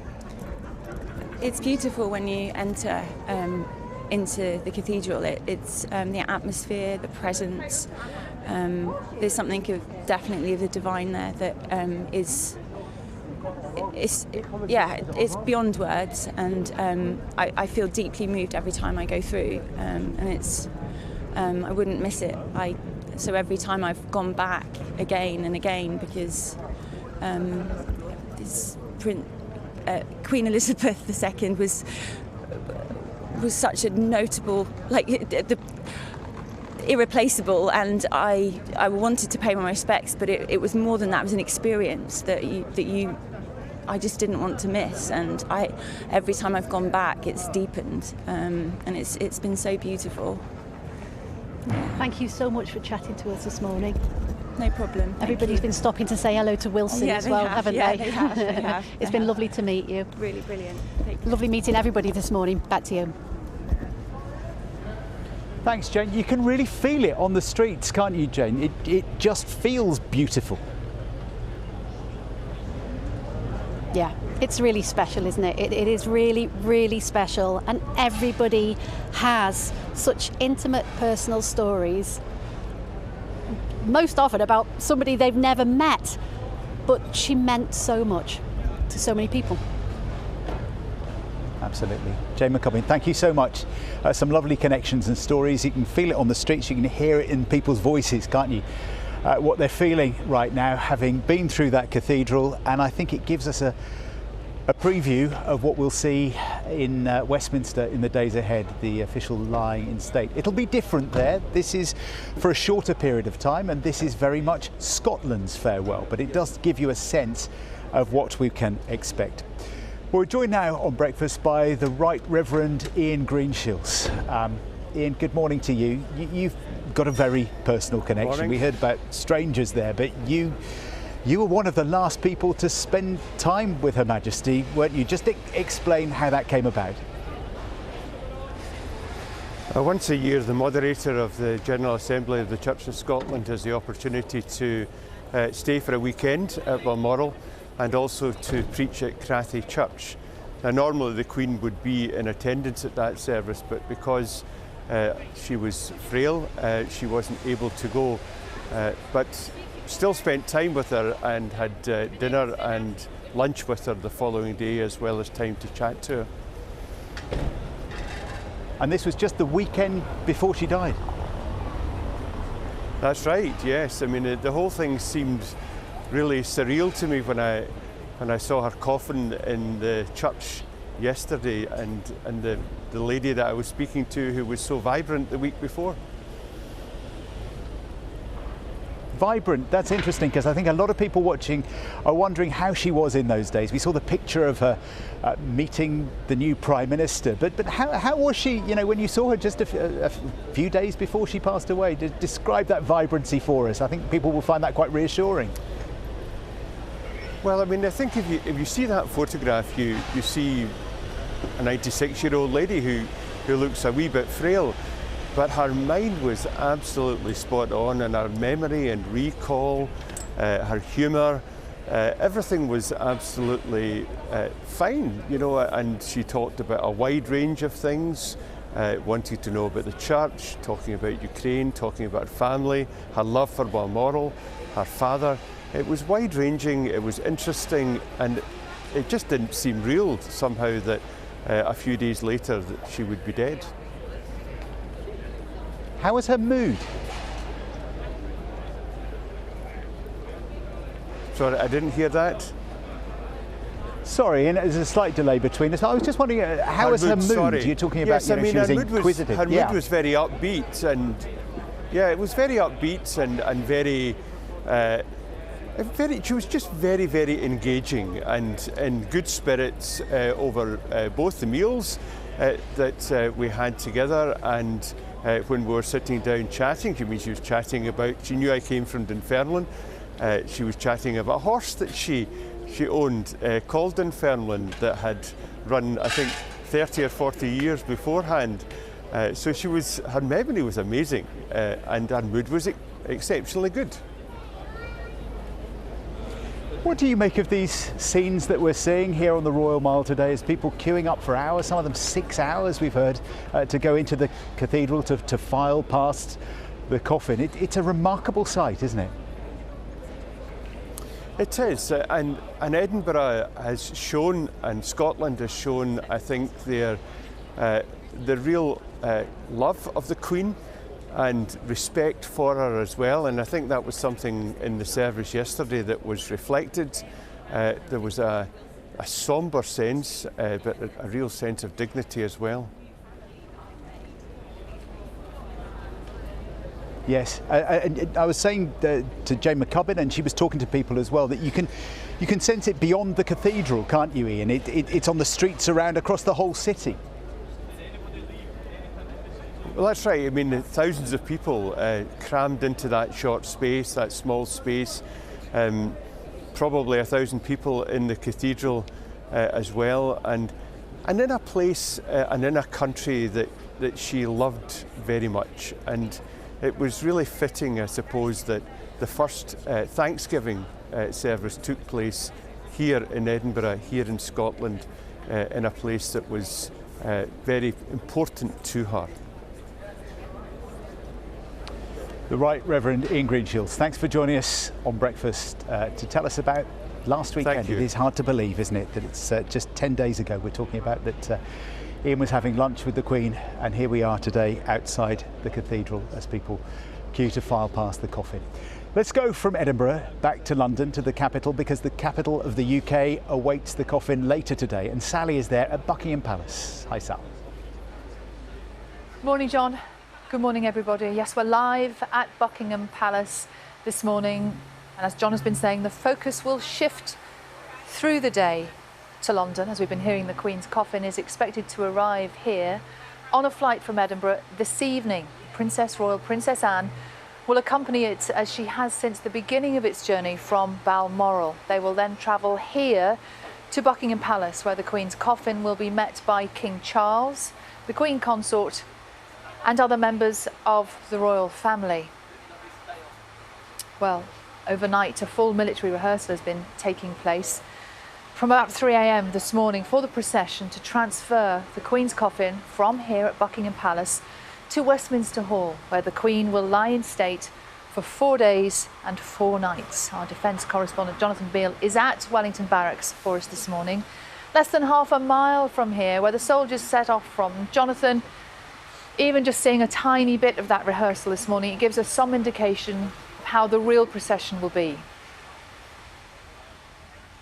Yes, and all the work that goes into it, as you say, up early, very early, rehearsing that procession that will take the Queen's coffin, drawn by horses, a gun carriage, to Westminster Hall, where the Queen will lie in state until the day of her funeral. Now, involved in that procession will be the King's Troop, Royal Horse Artillery, and we're joined by Sergeant Tom Jenks, who is with them. You've done many ceremonies. This is very different, though, isn't it? Absolutely. You know, it's just an incredible honour and a privilege to be part of today, or tomorrow even. And today, it's just mind-blowing and staggering. And I think I've always seen the Queen, Her Majesty the Queen, as a leader, and it's an incredible tribute to be able to lead her on her final journey as such. And your family will obviously be watching, yes? Yes, yeah, my wife Sarah and my daughter Annabelle, so she's excited. Just tell us what exactly you'll be doing. So I'm number 1F subsection, and my gun team is taking the coffin from Buckingham Palace down to Westminster Hall. So you will be leading that coffin down, which will be followed by the King, other members of the royal family as well. Have you ever met the Queen? Do you have any memories, recollections of her? So I first met her in 2019 as number 1, and I got the chance to introduce her to my subsection horses at the time, and talked to her about them, and she took a very keen interest in them, and we had one of her horses there that she donated to the King's Troop prior to that. You're called the King's Troop. Just tell us a bit about the history. I mean, it was never the Queen's Troop, was it? Why was that? No, so on the death of her father, King George VI, the Queen kept the name the King's Troop in her father's honour, and he changed the names from the regiment from the Riding House Department of His Majesty's Ordnance in 1947. He came on a visit on October the 24th, crossed out the name and wrote the King's Troop in the visitors' book, and the name stuck. And the Queen wanted it to be the King's Troop, and you will be the King's Troop, because obviously King Charles now acceded to the throne. You know, it's a sad day, isn't it? But yeah. but also, I mean, for you personally, for your troop, how important is it? Yeah, it's what the troop's existence is all about, and it's just they're playing a small part, a major part, whichever part. They know they're playing a vital role in the day, and it's a huge privilege, and nobody will ever forget it. Well, we wish you well, and we hope it all goes well. Thank you, Tom. Just to give you a sense of how big the contribution from the armed forces is for these next few days, about 5,000 military personnel, men and women of the armed forces involved, and a lot of those have been doing other duties. Just to give you a flavour, some of the Queen's Company, the Queen's platoon of the Grenadier Guards, the Queen's Company of the Grenadier Guards, were in Iraq about a week ago. They have been brought back here, and that is the unit that will be involved in carrying the coffin of the Queen as it moves to Westminster Hall, and where she will lie in state, where members of the public, of course, can come and visit until the day of the funeral. Jonathan, thank you very much indeed. We will be back with John in Edinburgh in just a couple of minutes' time. But now let's see how the weather is looking. Matt has the forecast for us. Thank you. Good morning. Well, for the vast majority of you, a dry day today with some sunny spells around southern counties of England and Wales, though. Bit of a damp start for some of you, and outbreaks of rain will develop more widely as we go through the day. Away from that, though, across parts of mid-Wales, Midlands, northwards, good sunny spells to take you through the day. A bit more cloud north of Scotland, 1 or 2 showers. But the focus for the wetter weather continues to be across southern counties of England and Wales. Some of those outbreaks of rain sneaking into South Wales, Oxfordshire, through towards Essex areas and southwards, some of which could become heavy and thundery later. Temperatures not changing much from the humid start we have at the moment, but further north, after a cooler, fresher start, a pleasant afternoon, 18-19 degrees for many of you. Now, this evening and overnight sees further outbreaks of rain, particularly thundery around those English Channel coast, but they will slide a bit further southwards, where again it will be another warm night. But most of the UK, fresh starts to tomorrow morning, particularly in the countryside, temperatures widely in single figures. But fair bit of sunshine, some mist and fog patches clearing. More cloud though, western Scotland, Northern Ireland, which will break up through the day. Quite a breeze in northern Scotland. Outbreaks of heavy and thundery rain around English Channel coast will gradually depart. Sunny spells here and pleasant in the sunshine through the afternoon. But a much cooler feel across the north, and that cooler weather will spread southwards as we go through the rest of the week. A few showers in the north and east. Many will be dry, but the nights turning chillier too. Back to you. Matt, thank you. Good morning. We'll have more from John in Edinburgh and Sally at Buckingham Palace this hour. Now, though, let's take a look at some of the rest of today's news. Britain's unemployment rate fell to its lowest since 1974 at 3.6% in the 3 months to July, according to the Office for National Statistics. Our business correspondent, Ben Boulos, has more details. Ben, good morning. What can you tell us? Morning, John. Yes, we'll come on to the unemployment figures in just a moment, but this really is a snapshot of jobs and pay in that period between May to July, and it tells us how many people are in work, how much they're being paid, and crucially, how those wages relate to inflation, the average rise in the prices for the goods and services that we typically buy. Now, what I can tell you is that the squeeze on pay very much remains, and it's more pronounced in the public sector than it is for those who work in the private sector. At face value, average wages rose, but when you factor in inflation, the average rise in prices, real terms wages fell by 2.8% compared with a year earlier. Now, in the previous 3-month period, they'd fallen by 3%, so it's not as big a fall as that, but still, 2.8% is one of the biggest falls we've seen since records began about 20 years ago. Now, inflation is the big thorny problem. It currently stands at 10.1%, and that means that something that cost you £100 a year ago would typically now cost you £110. If your wages aren't going up at the same rate, things feel more expensive. That's what we mean when we talk about the cost of living squeeze, the pressure on household budgets. It's those increasing pressures on bills and the things that we buy, which wages just aren't keeping up with.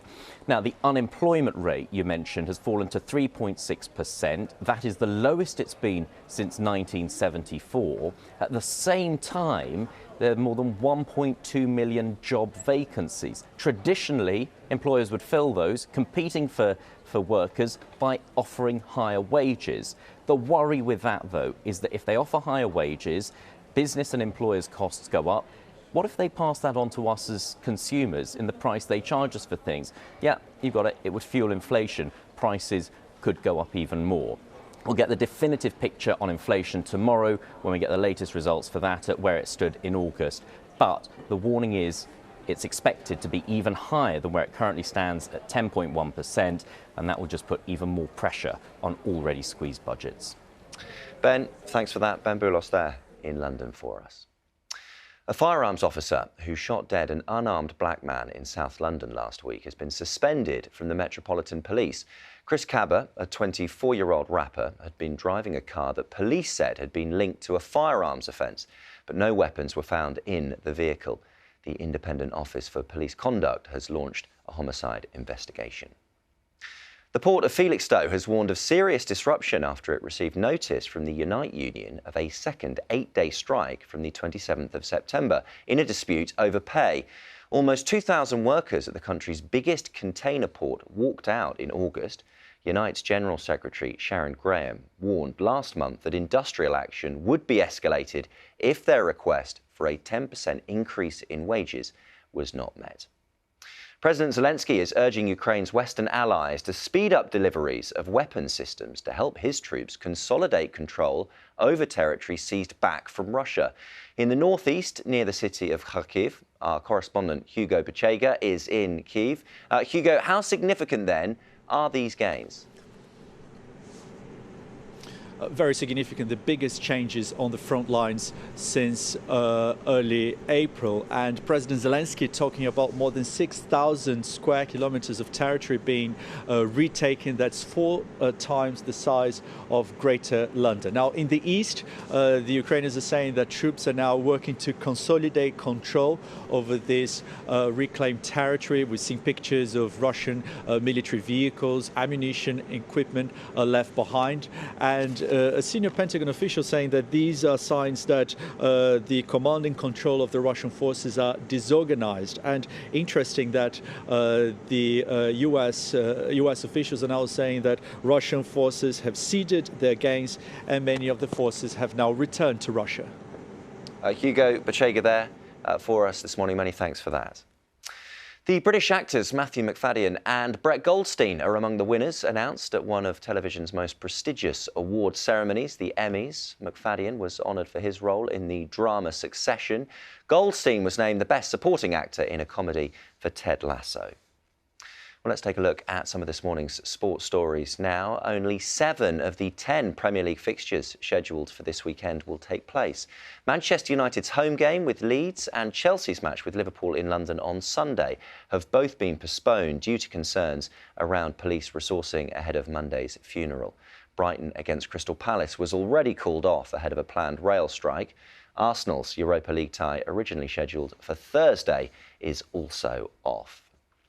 Meanwhile, Tottenham and Liverpool will both play their games in the Champions League tonight. The Queen will be remembered during a minute's silence ahead of Liverpool's home game against Ajax at Anfield this evening. I'm 55 years old and she's the only Queen I ever knew, the Queen of England. And as far as I know, I don't know her, but the things you can see now, she was a really warm, nice, beloved lady. It's just gone 25 minutes to 10. Time now to get the news, travel and weather where you are.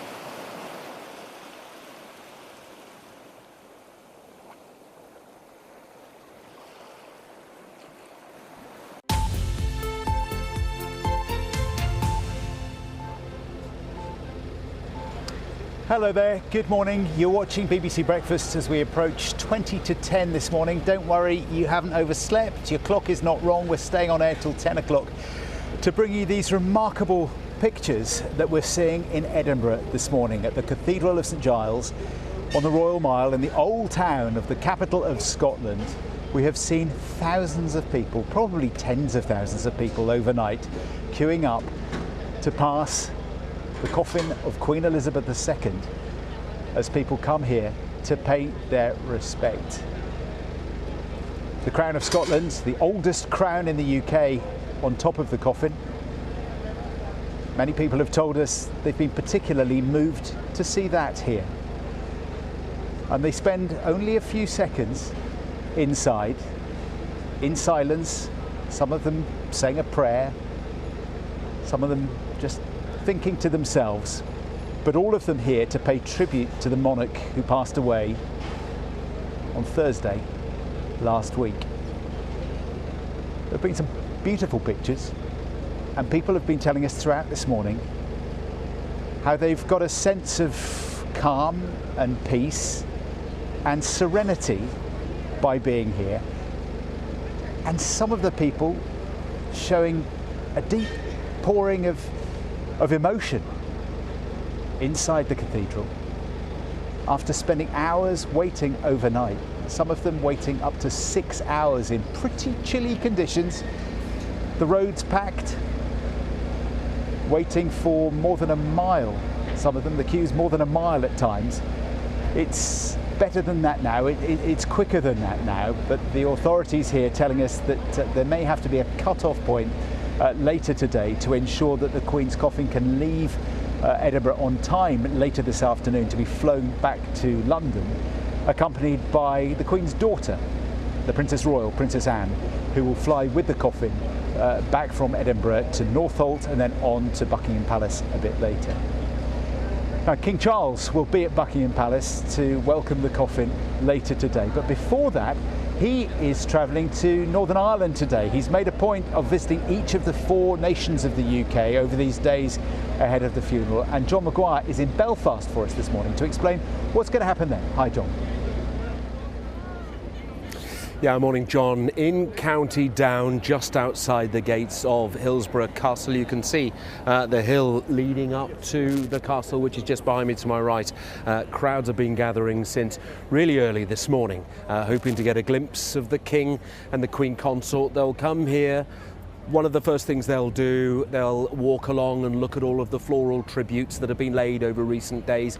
Many, of course, most of them, talking about the Queen, but many wishing him good fortune in his new post. And I've noticed many cards written to His Majesty the King and his family, offering their condolences, offering their support. They all now are in front of the gates of Hillsborough Castle. It is the royal residence here in Northern Ireland. We know, of course, that the Queen visited here 25 times during her lifetime as a princess and as a queen. Of course, famously, 2 different communities here, and she was viewed very differently in both of those communities, but there are some similarities, there is some commonality, certainly in terms of the way that people had affection, admiration for the Queen and what she did, especially for the peace process. Across Belfast, different communities have a very different relationship with the Crown and with the woman who wore it for 70 years. Here in the Shankill Road, this Unionist mural, created for the Platinum Jubilee this summer, is now a memorial. Adding his tribute is Leo McGregor, who served 16 years in the British Army. Well, the thing is, when you take the oath of allegiance, you know, you take that oath for Her Majesty to serve and to protect her. And yeah, it hits home to military people. You know, the military family is a massive, big family. And I think, you know, it's hit hard. The Queen was a constant in people's lives across the generations. She was one really amazing woman, and she always had a good fashion sense about her. I loved always seeing her wee outfits every time we seen her on the TV. My granny loved her, and honestly, I'll not be the same looking on the TV no more and not seeing her. It'll be terrible. It's a sad, sad thing. People off the Shankill Road are very loyal and royal. Tracy and her daughter Isabel come here every day, a mark of respect for the Queen and to show support for the new King. I am confident. He's had his whole life being trained by a woman who was strong, very independent, and you know, I think he will do a good job, yeah, I do. The Queen reigned through some of the most turbulent and violent years in the United Kingdom's post-war history, but throughout worked to build bridges. So what was the day like, Claire? It felt like a hugely political event. The Lyric was going to be in the spotlight for something that could actually be a seismic shift for these islands. we were really proud actually to be chosen as the venue for it. In 2012, she came here to the Lyric Theatre and met Martin McGuinness, the former IRA commander who'd become Northern Ireland's deputy leader. A 4-second handshake was momentous.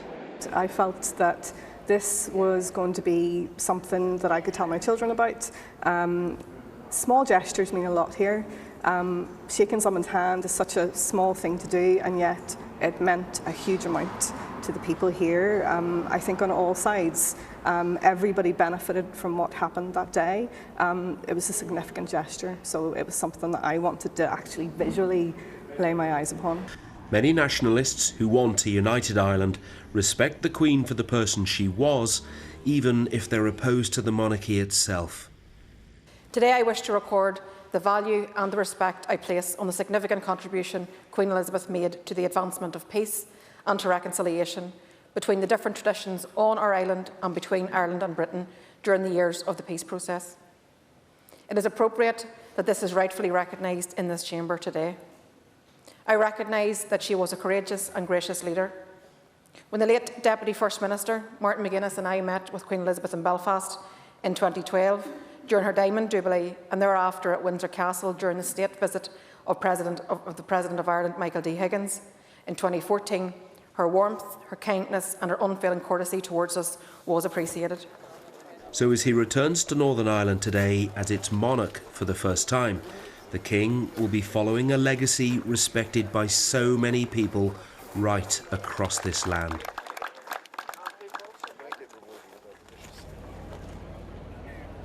A tough act to follow, big shoes to fill, somebody said to me the other day after the King and the Queen Consort have been here today, and they'll sit down with political leaders from all sides and religious leaders from all faiths as well. They then head back to Belfast for a special service of prayer and reflection on Her Majesty the Queen's life. That'll be at St Anne's Cathedral in the centre of Belfast, and that's where we can join Anita McVeigh now.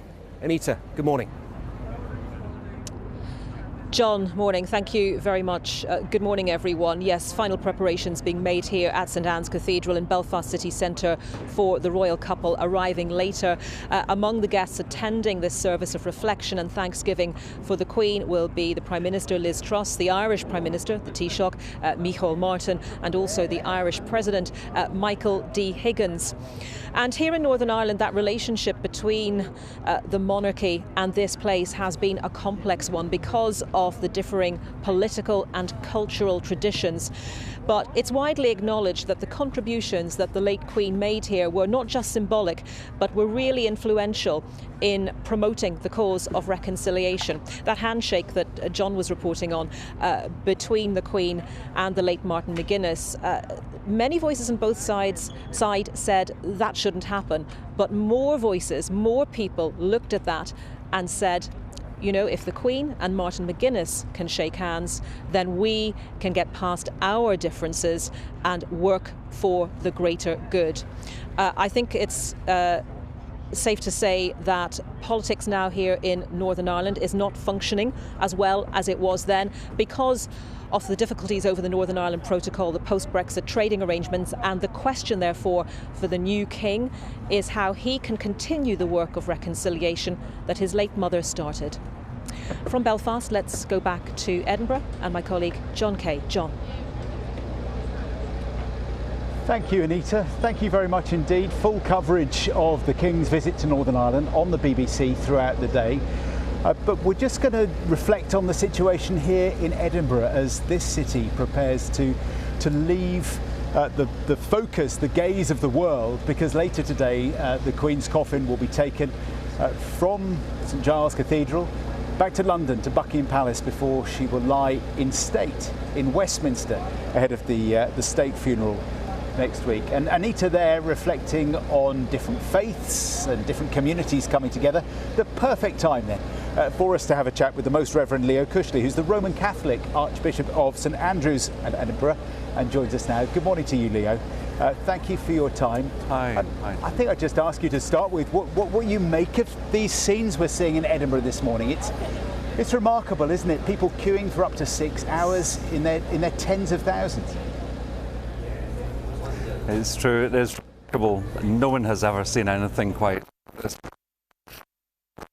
70 years have passed since the last time state, and so nobody quite knows what the script is for that. But I'm very proud of the way that the city has come together and has joined us for this very special occasion, this truly unique occasion.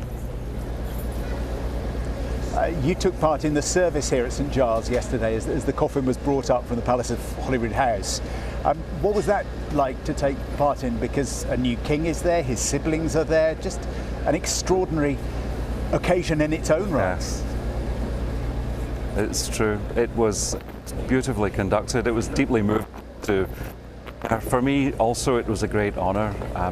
Coming 70 years ago, I don't think it would have been possible. It would have been difficult to imagine. But for me to be able to take part in it as a member of the Catholic community here was an honour and something I was very pleased to be able to accept and to do, to be part of it. And it was also just lovely to be there, I have to say. That's interesting you saying 70 years ago it wouldn't have happened. It's another reminder of the extraordinary social changes that have happened within the United Kingdom and around the world during the reign of Queen Elizabeth II. Yes, very much so. A couple of generations have passed, but very many things have happened, and I think it does mark that. I thought that too, that it shows us just one of the many changes that took place for the good during the reign of Her late Majesty, and so it was one more reason for me to be very willing and very happy to accept the invitation to join that. And we're hearing those same conversations taking place in Northern Ireland today between the different communities ahead of the King's visit in the next few hours. Leo, what are your own reminders, your own memories of the Queen? Because you met her, I believe. Yes, I've met her a few times. The last time I met her, well, I always felt that she was someone who was modest, and she was a little bit introverted, a little bit shy. The last time I met her, she was with Prince Philip, and she was the one who was the shy one, that is respectful to everybody, generous and graceful, whereas Philip could be very funny even at the drop of a hat, and but charming and witty, and between the two of them you felt very welcome, and it was always a great honour and a great privilege to be there. That's lovely to hear. Yeah, everybody who we've spoken to on the programme this morning who's had some kind of connection with the Queen over the years, either who's received an award from her or who's sung for her, have talked about that quietness, but also the fact that she was really always on it, completely engaged, always interested. Yes, very, very much so. Always interested. She made it look easy. I think it's got to be one of the hardest things to do, to be a leader under such great public scrutiny, and she made it look easy, and I know it's not easy. So it was always most impressive to see, and a great credit to her family and to the whole nation. Thank you so much for joining us here on BBC Breakfast this morning. We really appreciate your time. It's a busy day, I know, for lots of people, so thank you very much indeed. The sun shining beautifully and brightly. It was a bit chilly early this morning for those people who've been waiting for hours on end through the night and through the darkness, but the sun's shining now to warm everybody up, and it looks like it's going to be another beautiful, if poignant, day here in Edinburgh. Let's go to London though, because the focus of attention will turn to Buckingham Palace later in the day, and Sally is there. In fact, we'll go to Sally in a moment. Let's talk a bit more about this sunshine and whether this is going to continue across the UK. We can get the weather. Thank you. Good morning. Well, for the vast majority of you, a dry day today with some sunny spells around southern counties of England and Wales, though a bit of a damp start for some of you, and outbreaks of rain will develop more widely as we go through the day.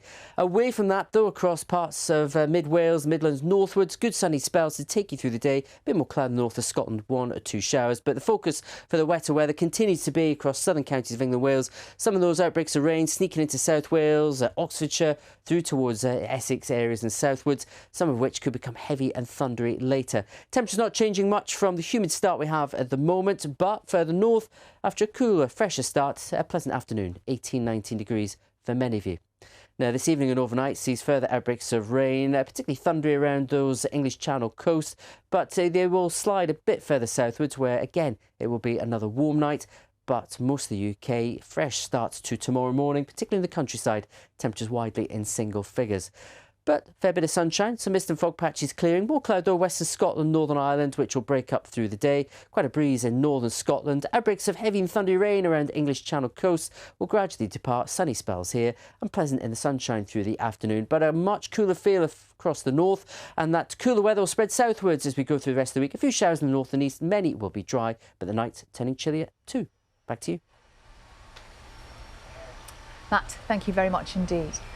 Well, as we have been hearing, the Queen's coffin is expected to arrive here in London on a flight from Edinburgh this evening. Princess Royal Princess Anne will accompany it, as she has since the beginning of its journey from Balmoral. They will then travel here to Buckingham Palace, where the Queen's coffin will be met by King Charles, the Queen Consort, and other members of the royal family. And I can tell you that there has been a full military rehearsal that's taken place through the night, actually, for the procession to transfer the Queen's coffin from Buckingham Palace here to Westminster Hall, where the Queen will lie in state for 4 days. And there is a real sense today that things are shifting. We are expecting the mood, I guess, to change in the coming hours. Charlotte Gallagher, our correspondent, joins me now. Charlotte, you do feel it this morning, don't you? We've had, lots of people coming here, laying flowers, children, families, almost a moment for people to celebrate the Queen, feel very grateful, but you do sense today that things might change. I think they will. We've heard some really happy stories, funny stories about the Queen, but I think today it's going to get a lot more sombre when the Queen returns to what was her home for so many years, the place that we most associate with Queen Elizabeth. It wasn't just a palace, it was also a family home for her. She spent a lot of her childhood here. They even started a girl guides group for her and Princess Margaret so they could have some sense of normality. That was continued for Princess Anne. So I think for the palace staff, it's going to be really, really sad having their boss essentially coming back, someone who they may have worked for decades. And there's loads of lovely stories about the palace. For example, her father, the king, built her a swimming pool so her and Princess Margaret could go swimming in private, and that's been used for every generation of royals that's come after. We think Princess Charlotte, Prince George and Prince Louis have even learnt to swim there, and the staff use it as well. So there is a family atmosphere as well as being an official building that welcomes dignitaries.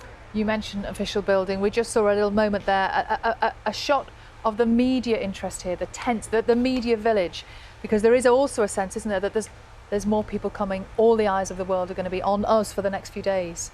And this morning, the gardeners have already been out tending the flowers behind us, haven't they? Making sure that everything looks perfect. Everyone involved with these proceedings and the funeral especially want it to be just right for the Queen, with the world looking on, and also for her. I'm sure every member of the military taking part in this funeral wants to do her proud. She was their commander-in-chief after all, and they want to make it a really special and memorable day. And the world leaders as well coming in. I think it's going to be a really, really grand occasion. Charlotte, thank you very much indeed. That's our correspondent, Charlotte Gallagher. That is it from London for now. Let's go back to John in Edinburgh. John. Yes, Ali, it has been a real privilege to witness the scenes in Edinburgh over the last couple of days. What we've seen has been remarkable, and what we've seen this morning on breakfast has been remarkable as well, hasn't it? We're outside St Giles Cathedral and we have seen people queuing in their thousands. When we turned up here at like 4:30 this morning, there were people who had spent the night in the cold. Some of them hadn't come terribly well prepared, not in their coats, just in jumpers, and they'd waited hours in a mile-long queue just for those few seconds when they get inside the cathedral and they pay their tribute and walk silently, file past the coffin of Queen Elizabeth II. Later today, that coffin will be taken to London, where the Queen will lie in state in Westminster. The coffin will be accompanied today by the Princess Royal on that flight back to the UK's capital. But right now, thousands more people arrive by the moment to spend their moment here, a preview, I think, of what we'll see in London in the next few days. Thank you for joining us on BBC Breakfast from Edinburgh and London this morning. Sally and I will be back again tomorrow morning. Full coverage throughout the day on BBC News. Have a good day.